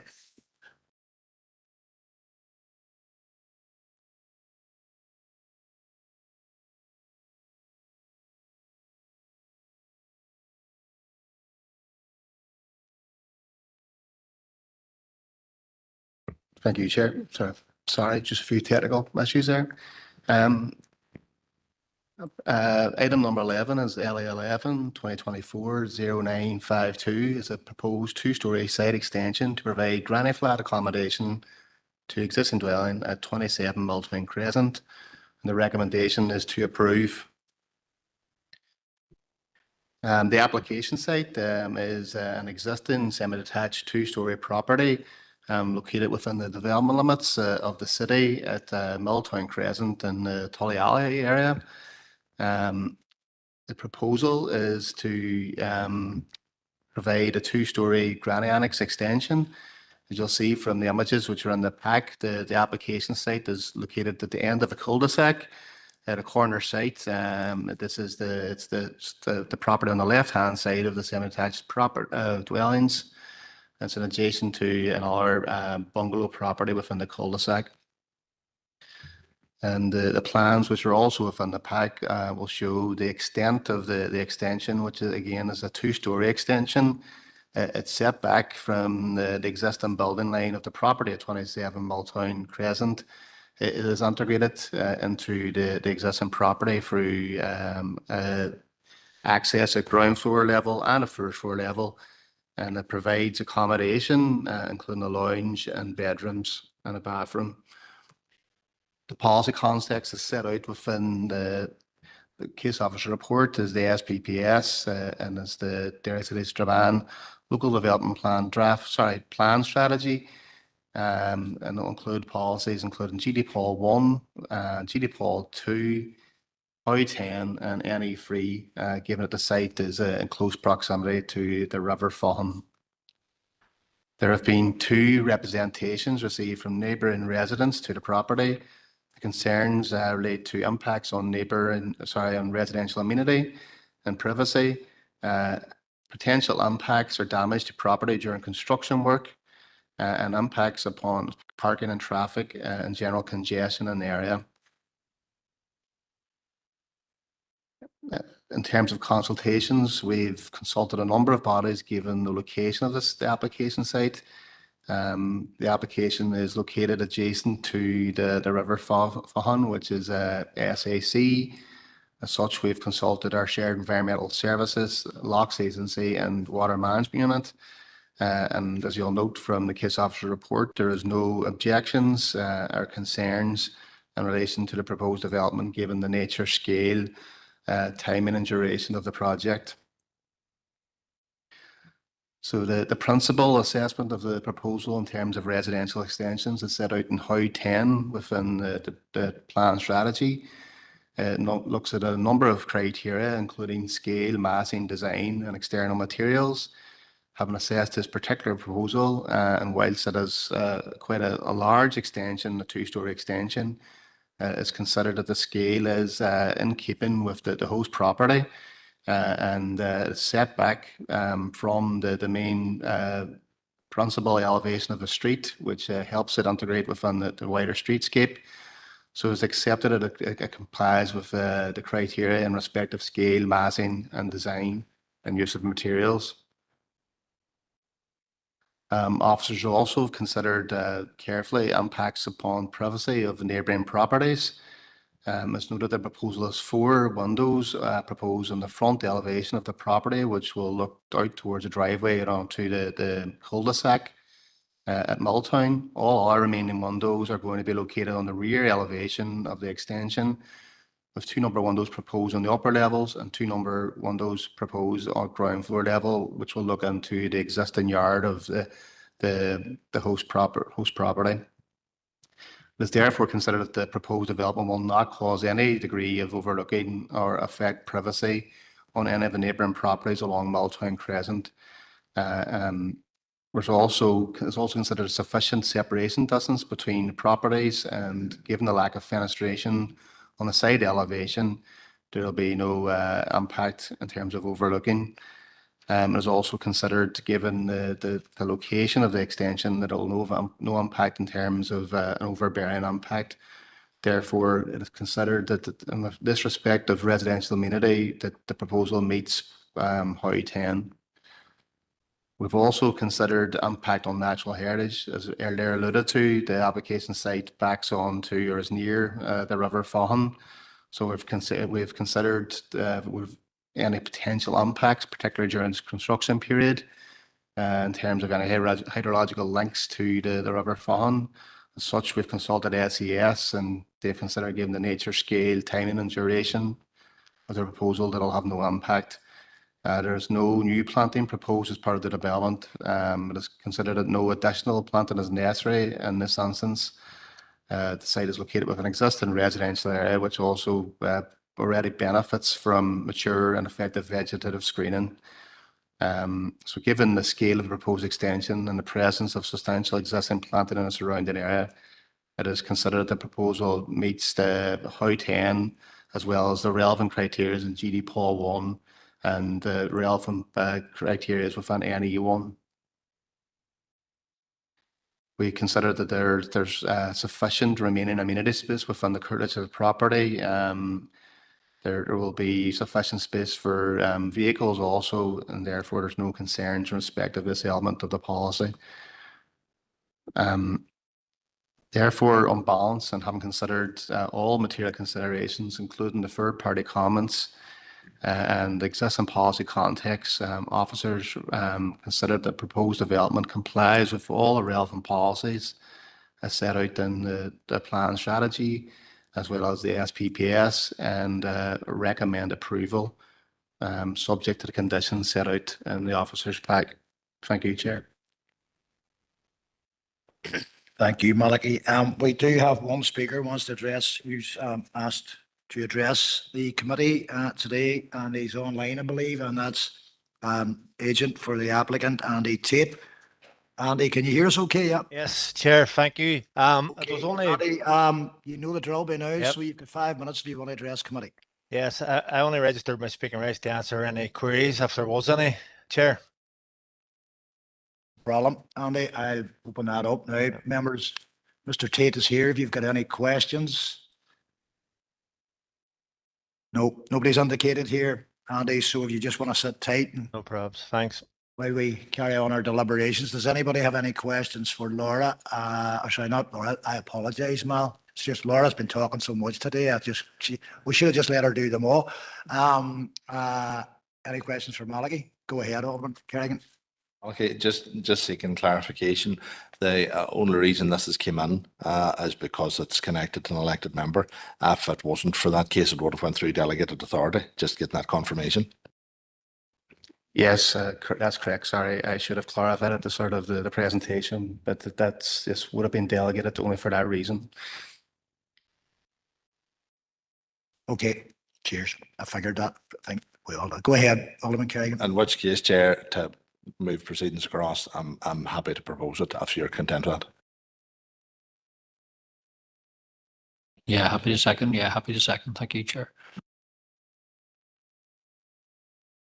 Okay, members, proposer, Alderman Kerrigan, seconder, Councillor Riley. Obviously, recommendation there is to approve as outlined by Malachy. Had it not been the circumstance that it is, it would have gone through delegated anyway.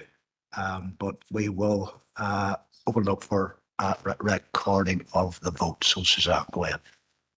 Thanks, Chair. So this is LA 11 2024-0952F for the recommendation to approve and accept the officer recommendation. Alderman Keith Kerrigan. Or Suzanne. Alderman Eric McMorris is not here. Alderman Jas Montgomery. I will abstain from missing some of the presentation. Councillor John Boyle. Or Councillor Caroline Devine.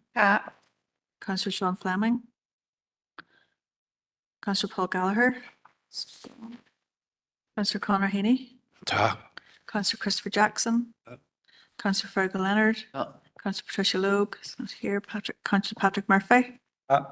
Councillor Martin Riley.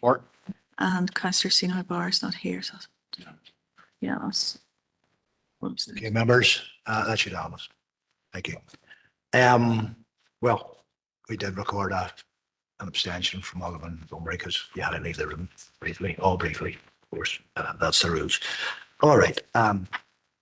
The next application for us to consider is number 8 on our list, as agreed at the start of the meeting, and that's LA 11 2022-08380, and that's a proposed site for farm dwelling at Avish Lane, and recommended for refusal. And Rosemary. Chair, I beg your indulgence in this one. Chair, I find this application quite strange. There's absolutely no imagery at all within the report.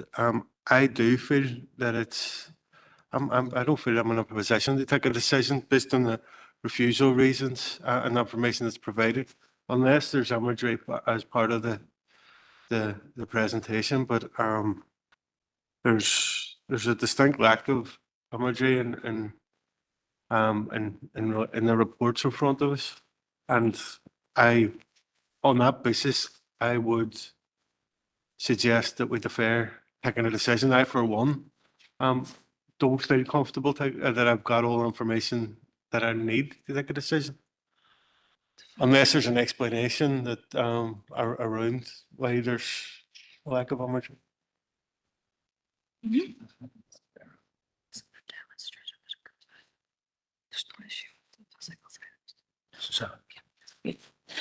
That's happy for the proposal. Just in terms of background, I suppose the issue is the principle of development on the site, more so than the actual physical integration, those sorts of things. I think that's only fair and reasonable as well. I mean, I did myself think it a bit odd. If members consider the idea that some imagery would perhaps help us to come to the right decision on this, Councillor Jackson suggested we deferred. I'm supportive of that as well. So does anybody disagree with deferring this for now until we get for want of a better way, a more adequate piece of imagery? Is that what you're? I'm not familiar with the site, and I'm not. And I just don't feel that I'm furnished with information that I would need to take a decision on it. But and I'm not even requesting a site visit, it's just an updated report with more information. That's.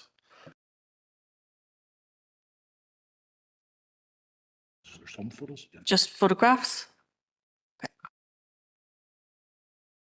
Okay, members, we'll defer that one for further information. Thank you, Councillor Jackson. And as I said, I did find it on myself, so, no surprise. But I thank you for, again, bringing it up to the committee for their attention. So we'll see it again, no doubt. That was number 8, wasn't it? Yeah. Okay. Moving on, members. Number The next one on our agreed list is number 10, which is LA 11 2023 1987F. And it's an approval for a change of use from a dwelling, family dwelling to a HMO at Grove Place. Malachy. Thank you, Chair. Item 10 is LA 11 2023 1987F is a full application for a change of use from dwelling and single family use to a house of multiple occupation, HMO, and retention of extension and alterations to dwelling at 14 Grove Place, Derry, and the recommendation is to approve. The application site is outlined in red, is located in Grove Place, which is a street off the Carlisle Road within the central area of Derry as identified in the Derry Area Plan, the retained maps within the Derry Area Plan 2011. It's also within the conservation area, and it's in quite close proximity to the city centre commercial core. The application site is an existing two-storey property, and you'll see as part of the application proposal, there's a proposal to retain the extension as shown in the image here at the rear of the property. There's been a two-storey extension to the rear of the property. So these are the drawings that were included in the pack. It shows the front elevation, it shows the side elevations of the proposed, of the extension retained, and also the dormer window, which is part of the proposal. So the existing plans for the single family property were submitted by the applicant, shows a traditional layout, and also we have proposed plans, which is a ground floor plan with a lounge and ensuite and a bedroom. And then we have property at first floor plan, a lounge kitchen with a bedroom, and then 2 further bedrooms at the second floor level. And the proposal is for a 4-bed HMO. So the policy context is set out within the case officer report, includes the SPPS. The plan strategy and the relevant policies within the plan strategy include the GDPOL 1, GDPOL 2, HOW 4, HOW 10 in relation to the proposed extension, HOW 13 and 14 in relation to the proposed land use as a HMO, and policies HE4 and HE5 in respect of its proximity to listed buildings and its location within the conservation area, and TAM 9 in relation to car parking. We've consulted environmental health and they have no objections in relation to the size of the property, and in terms of representations, there's at the time of submitting the report to the members, there was no letters of representation. You're all aware that we received a letter from the Gateway Community Group, literally just at the start of the committee today, which raises a number of concerns, and I'll address later on before we complete the report. In terms of relevant planning history, there was a previous 3-storey extension approved but not implemented under LA 2012-0476. And there's been other applications or approvals for alterations or extensions to the residential property. So in terms of the land use proposal and as a HMO, the relevant policies within the plan strategy are set out at HOW 13 and 14. HOW 13 is respect of the housing management areas, and it sets out within the interim period until the local policies plan is adopted, the council will not permit more than 30% of the houses in any street to be granted for further HMO development. In consideration of this application, the assessment of the street is Grove Place itself, which is basically a 2-sided terraced street. So we included the 18 residential properties within Grove Place as the street for assessment. The introduction of a further HMO at this location would bring to 3 number HMOs at Grove Place, equating to 17%. It's considered the approval of this application would not detract from the existing character and amenity of the surrounding areas, as is below the 30% threshold set out for the interim period until LPP adoption. Two HMOs within Grove Place benefit either from planning permission or a license. And as I said, there's approximately 18 properties altogether within Grove Place. Therefore, it's considered that the introduction of this HMO would not be individually significant and would not be harmful to the character of that street. In terms of policy HOU 14, there's a number of criteria that officers have considered. HOU 14 says that plan permission will only be granted where all the following criteria are met. These relate to a number of issues, including the number of bedrooms. In respect of any proposal where you're changing to flats to create HMOs, there's a threshold for size. There's policy requirements relating to HMOs being self-contained, and where HMO units have to be cannot be wholly to the rear of a property without access to a public street, and they cannot detract from the established residential character of an area. So in respect of this particular proposal, the proposal is for 4 bedrooms. So the first criteria is met. The second criteria is not applicable because the proposal is not it's a strict change of use from a dwelling to a HMO. All the HMO units are self-contained and have the requisite bathrooms, WCs, kitchen, etc. The unit is not within the rear of the yard, and the proposal does not detract from established residential character in 2 respects, given that it's below the 30% threshold set out in HOU 13, and also given it as 4 bedrooms, that would be the normal character for number of bedroom sizes for properties within Grove Place. In terms of scaling, massing and design, there's no issues in respect of the proposed extension. We believe it's sensitively designed in respect of the host property. It'll have no negative impact on the historic city conservation area, given that the views are limited. Therefore, HOU 10 and HE 3 and GD Paul 2 have satisfied in that regard. Residential amenity has been considered and detailed within the report in relation to dominance, privacy and overlooking. And given that this is a terraced property and there's been all or 2-story extensions approved in the area, there always is a bit of a degree of loss of light when we have terrace and extensions of built-up areas, and that's accepted. However, we do not believe it will have a significant detrimental impact on the neighbouring properties. In terms of parking provision, there is no uplift in terms of the requirement for parking from a 4-bedroom property to a 4-bedroom HMO. And therefore, we believe that GD Paul 1 and TAM 9 is satisfied in that respect.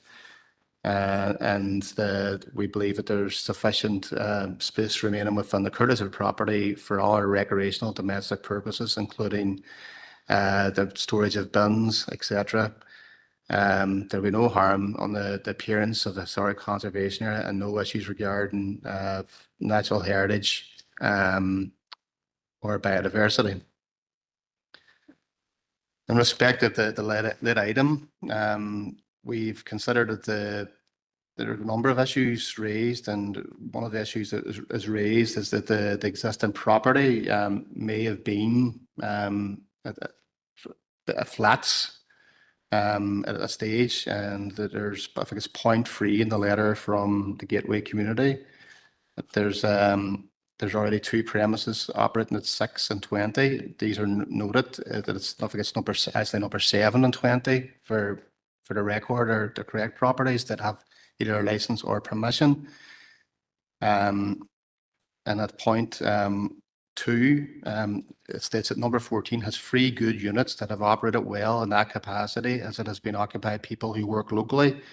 To establish that the HMO is seen by surrounding residents is a lack of consideration and concern for housing people in a comfortable accommodation. It was noted that validation stage that the applicant had stated that the existing use was 3 flats when we queried it at the time, that there was no planning history, and sought clarification. And we asked them to provide proof that this was lawful. They advised then that it wasn't, they were seeking to retain a single family house and establish a HMO. So the change of use was from a single family house to a HMO. So that was the information that we had at the time of the application. Just a note under the flat policy area that Grove Place, there is an exempt street and flats are not allowed, I suppose, or resisted within the flat policy area. So the flats wouldn't be an accepted use within Grove Place also.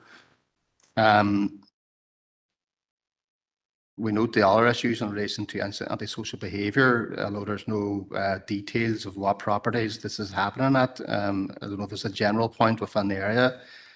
Again, under licensing regime, environmental health will have responsibility in dealing with antisocial behaviour along with PSNI. And again, in terms of noise, there's been no issues raised in terms of our consultation with environmental health. We note that in point 1, the Grove Place is a small and close street with limited and difficult, tightly spaced parking availability.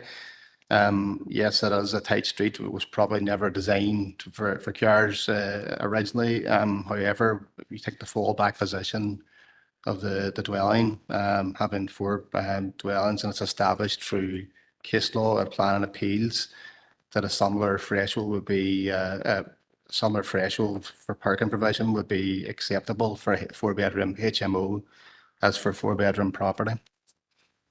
So to conclude, the recommendation is to approve the change of use to a HMO subject to conditions, and the conditions are set out in the report. And just to note that there's a new condition that's become it's required now and necessary now as we've applied How 14, is where we will, in cases where we recommend approval for HMOs, we will require a condition to limit the amount of rooms to avoid any subdivision. So you'll note condition 2 in your pack deals with that aspect. Thank you, Chair. Thank you, Malachy. Members, there were no requests from anybody to speak on this particular one, so I'll open it up to the floor. Anybody got any questions for Malachy? Go ahead, Councillor Jacks. I've no questions. I have a question myself. So. Okay, we're great. Have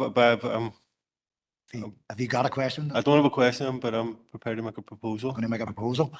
I'll ask a question and then we'll come back to the proposal. So Malachy, just so as I think, because I think I might have heard you right, but it just, so the applicant has said that it was previously flats, despite the fact that obviously it's not in the flat. So, right, is that correct? Yeah. And he now wants to take it into a HMO status. Is that accurate? Yeah.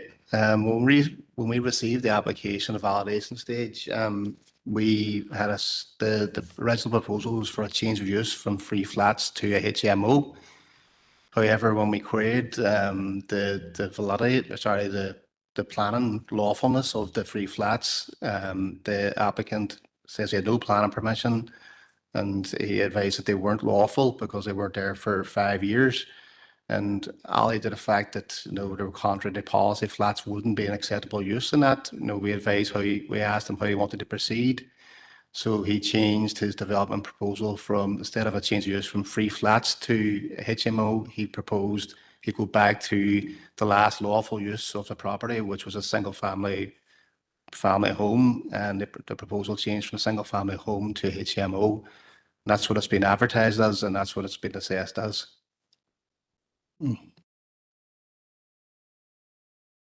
Thanks for that, Malachy. That clears that up for me anyway.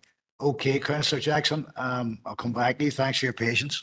Thank you. And it was just an interest of experience here. I thought there's no doubt that we need HMOs. There's no doubt that accommodation is something that not only for students, but there's a section of our community that can't afford to let a single home on their own on an affordability. HMOs suit a lot of people. But they need to be spaced out. They need to be managed properly. And HOU 13 is our way of trying to do that. And I know and it nearly going back to the exception of HOU 1 as well, when we think around the intention of the policy, the purpose of it, like we know what the purpose of it, what the intention was, because it was us that developed it. So there's, and the purpose was they have a managed, sustainable policy that they address HMOs. I know there was limits in relation to 30% and 10%, and I take that under consideration. But whenever we're here taking a decision, not only do we have a responsibility to take into consideration the relevant planning policies, we do have a duty to take into consideration all our material considerations. And one of those material considerations is a notice of motion of this council. And in the June's full council meeting, we passed a notice of motion, and I'm just going to quote it, that this council endorses the campaign request to introduce a 10% cap on HMOs in residential areas within our council area. Council recognises the concerns raised by residents around developing our local the timeframes around developing our local policies plans, and the potential for unsustainable HMO development in the interim period. This council will proceed with the local policies plan as a matter of urgency. And in the interim assessment of all HMO applications, weight is given to ensuring the council's ambition to introduce a 10% cap is not prejudiced prior to the implementation of the local policies plan. And for us, so to avoid any prejudice of our local policies plan, I'm placing considerable weight on that when I'm assessing this application before us. This would take us straight beyond 10%, which could in turn prejudice the view or a decision of our local policies plan of this council. So we have a responsibility to take all our things into consideration, and that notice of motion that was unanimously endorsed at full council in June is something that I am placing considerable weight on as well. So on that basis, I'm proposing that we overturn the approval and refuse the application in front of us. Thanks, Chair. Okay. Okay, members. Councillor Jackson's proposing that we overturn the recommendation. Is there a seconder for that proposal? Councillor Heaney? A second. Thank you. So members' proposal as based on what Councillor Jackson's just said, proposed by Councillor Jackson, seconded by Councillor Heaney, we'll put that proposal to the vote. Thanks, Chair. So members, the proposal for LA11 2023-1987F is to overturn the officer recommendation and recommend refusal. Alderman Keith Kerrigan. I'll abstain, Suzanne. Alderman Morris. Alderman Janice Montgomery. Abstain. Councillor John Boyle. For. Councillor Caroline Devine. Tap. Councillor Sean Fleming. Councillor Paul Gallagher is gone as well. Councillor Conor Heaney. Councillor Christopher Jackson. Councillor Fergal Leonard. Councillor Patricia Logue. Councillor Patrick Murphy. Councillor Martin Riley. And Councillor Barr's not here, so 7-4, 2 abstentions. 7-4. 7-4, yeah. Okay, members, that's 7-4, 2 abstentions. So thank you, Councillor Jackson. Councillor Heaney, proposal to refuse is passed with that number of votes. Members, the clock has struck 6 p.m. Now, normally at 6 p.m. we make a decision as to whether we want to continue here at this point. People may well have other things to do and come back tomorrow to complete the agenda. I'm noting some members are leaving already, and we may well find ourselves in a position if people have to leave that we would have no quorum and we'd have to come back tomorrow anyway. So I'm going to put it over to yourselves. Do you want to stop now and come back tomorrow, or do you want to carry on and get the agenda completed? We could carry on for.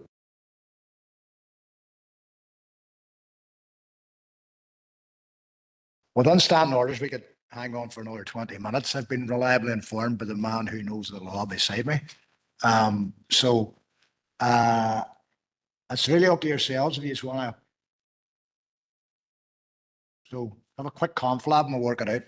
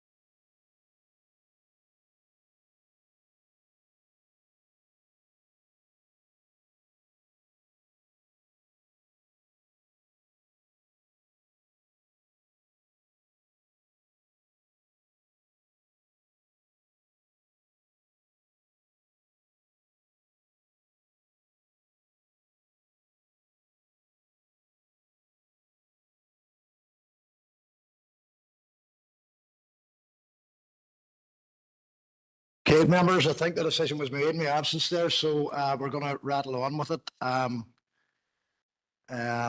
So the last application is LA 11/2024. It's number 12 on the list. Members, you'll be familiar with it anyway. LA 11/2024-0909F.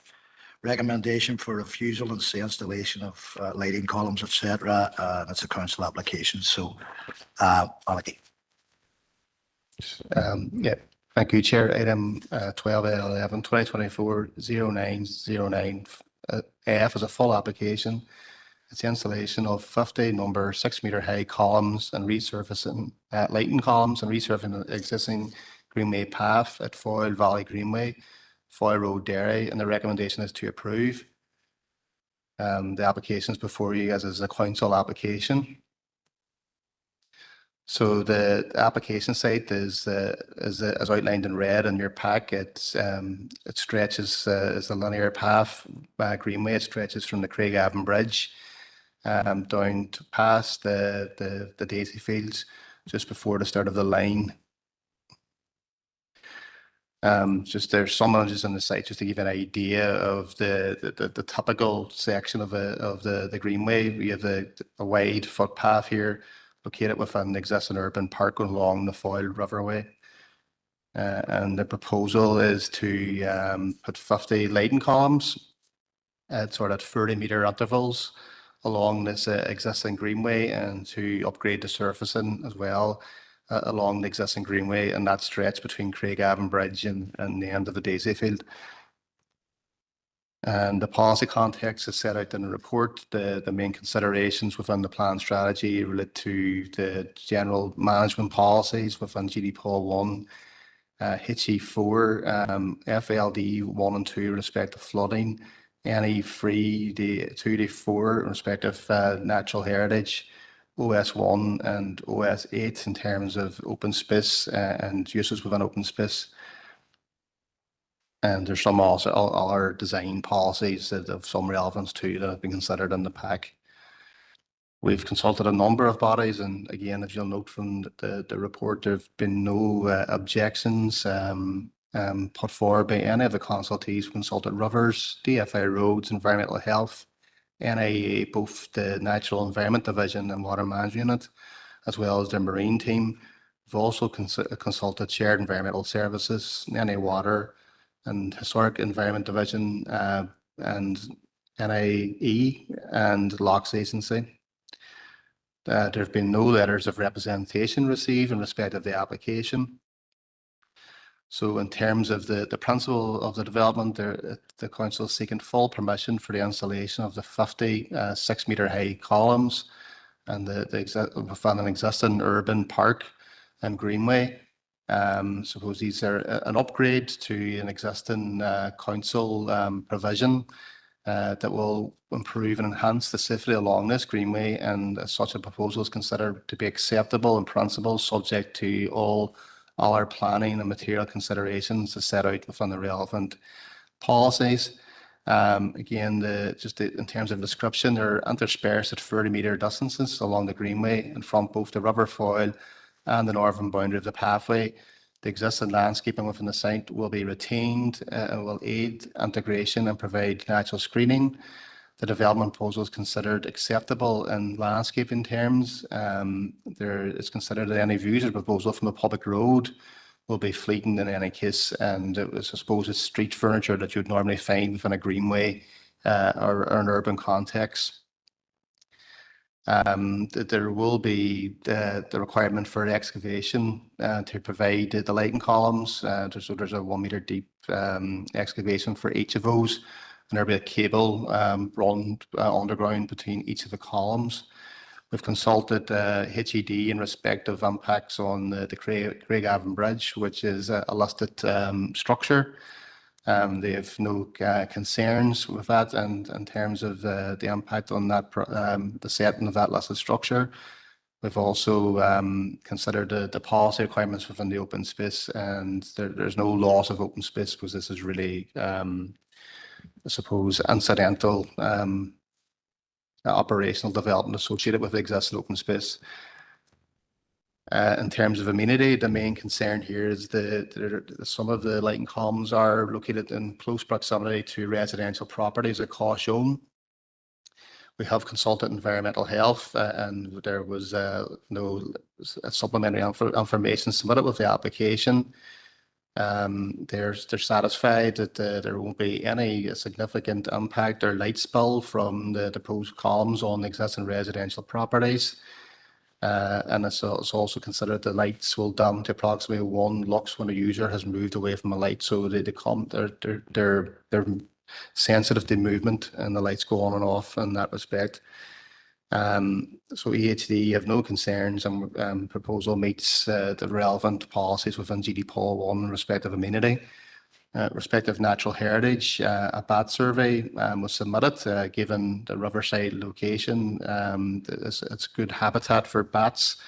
Natural Environment Division have considered the bat survey and the information submitted by the ecologists, content the proposal is unlikely to significantly impact on the local bat population or its habitats in this instance, and have no issues regarding the submitted information, and we're satisfied policies NE1 and NE2 respect of protected species and protected habitats have been considered and are satisfactory. The site is within the 1 in 100 year floodplain and climate floodplain, and 1 in 200 year coastal floodplain. Therefore, council have had to consider whether this is an exception to FLD policy, the FLD1 policy. We do feel it is an exception under criteria F, which deals with ancillary and open space within floodplains. And we've also received a flood risk assessment, which DFA Rivers have reviewed, and they have no reason to disagree with the conclusions. And given the scale and nature of this, we have no concerns in respect to flooding. So in conclusion, having considered all the relevant policies and the context of the site in terms of constraints, etc., material considerations, officers recommend approval subject to the conditions set out within the case officer report. Thank you, Chair. Thanks, Mulligan. Members, anybody got any questions or any propositions to put to us? No questions, Councillor Jackson? No, go ahead. Yeah, this is a council application. It's the only reason why it's here. And given the fact that it's a council application, we've all been part of the decision-making process in relation to identifying the need. And Chair, I suppose, as a representative of that particular DEA, you all know as much better than any of us the need for that improvements, these improvements to out the line that we all know it is. So on that basis, I'm happy to propose. It meets all policies. No issue. I'm just sad that Councillor Logue isn't here. They see this over the line, but I'm sure she'll be raising a glass somewhere. Thanks, Chair. Thank you, and I don't doubt it. 100%. I'm sure Councillor Logue would be happy enough. Look, I second it. I'm happy to second it as well because I myself completely concur with everything you've just said, Councillor Jackson.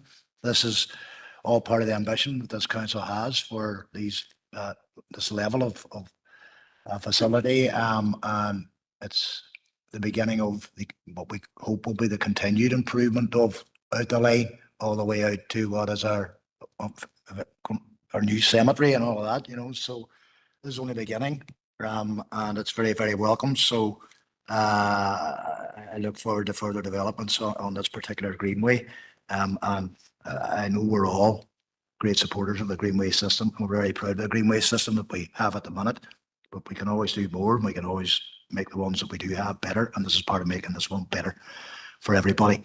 So members, we'll put it to the vote if there's no further comment. Okay, it's a proposal to approve and accept the officer recommendation for LA 11 2024 0909F. Alderman Janice Montgomery. Or. Councillor John Boyle. Councillor Caroline Devine.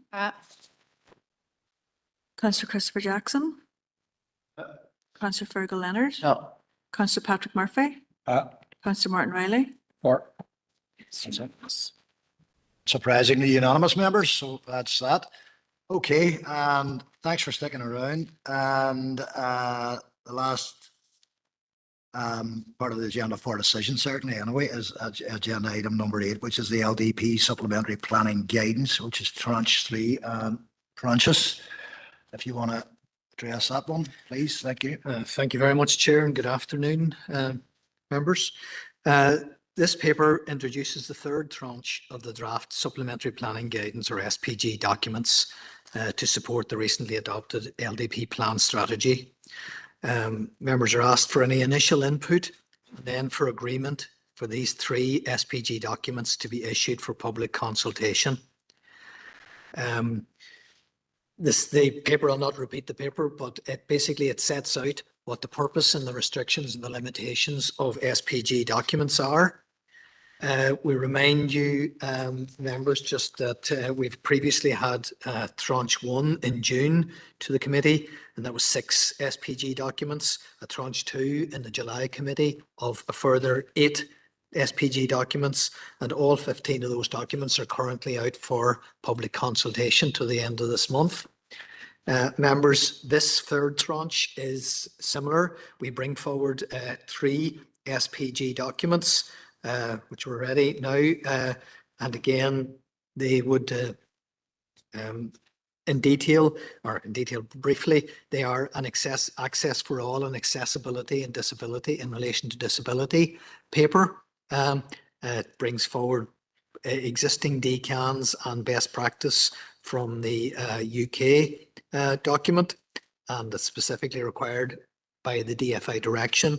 We have one on hazardous substances, which brings forward a DCAN 12 and with current legislation, etc., particularly for hazardous substances applications. And thirdly, we have a new tailored HMO policy, SPG document, which was substantially tailored to the specific requirements of the LDP plan strategy, especially policies HOW 13 and HOW 14. So we talked then briefly there about there will be at least one further tranche. We'll bring them forward in due course to the next committee and as necessary. So members, the recommendation is that unless subject to, if you have any urgent or important amendments to be made to them at this stage, otherwise that if members are to bring those forward within the next 2 weeks before the 17th September, and otherwise then we will agree to proceed to bring these three to public consultation again for an 8-week consultation period, which would basically go in from October and November.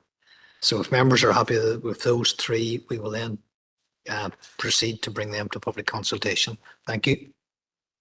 Okay, members' recommendation obviously proceed to public consultation, all part of the process. I don't really think we can't. So that's the recommendation in front of you for decision today. And of course, as Francis has pointed out, if any elected members have any further views on that, they have until Friday. I think that's a Friday, is it? 17th of September, anyway. Okay, members, I need a proposer and a seconder if we're all content. Proposed by yourself and proposed Councillor Leonard and seconded by Councillor Bide. I'm starting to get tired. Go ahead, Lord. Sorry, yeah, thanks, Chair. Happy to second it. No issue with that. I think it is important that the public consultation is robust and it allows people who have already demonstrated concerns around HMOs repeatedly to this committee in recent months get that opportunity to put forward their views in relation to all the policies, but I suppose in particular the third one, Appendix 15. There has been, as we've seen today, a number of HMO applications that we've decided upon, but I think that this policy and specifically the public consultation that is now coming forward does give interested citizens the chance to make their views known, and I would encourage them to do it. And also council officers in respect of the public consultation will be able, I'm hoping, be able to facilitate those conversations that I've alluded to in terms of hearing from members of the public about the importance of HMOs and the way that this council area needs to handle that in particular geographical locations. Thank you.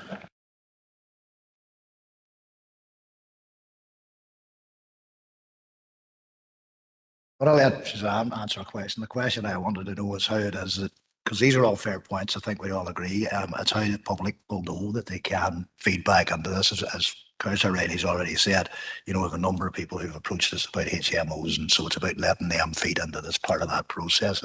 That's more or less it, Martin, isn't it? Yeah. Okay, well, look, we do have obviously that they're advertised on our website, but we have been in communication with a number of those groups in terms of that have been communicating with regarding their concerns in HMOs. So they are aware that this document will be out for public consultation. They are aware that they will be able to provide comment and engage with us on those comments as necessary as we move forward. So as officers, we're more than happy to facilitate and bring their views forward and then come back and present them if necessary. So thanks, Suzanne. Thanks, Chair. Nope, thank you. Proposed, seconded, and are we all in agreement? We don't need to go to a vote, I suppose. So happy to proceed as proposed. Francis, thank you very much for that report. Members, the next items are open for information. Number 9, which is the update and review of the development management regulations. Number 10, which is a notification that a wind farm will be dealt with by DFI. And number 11 is the appeals update. Has anybody got anything they may wish to address in any of those three? No? Okay, members. There is no confidential business today, and so we do not require a proposal to move on the confidential. All I can say is thank you to everybody for attending and for sticking around and having a quorum so that we can finish the business and not have to come back tomorrow. So members, I wish you all well and enjoy the rest of your evening. Thank you. And thank you to Maureen and the public gallery for sticking it out to the end as well. Thank you. Okay, and to our officers. Thanks a lot, folks, and safe home.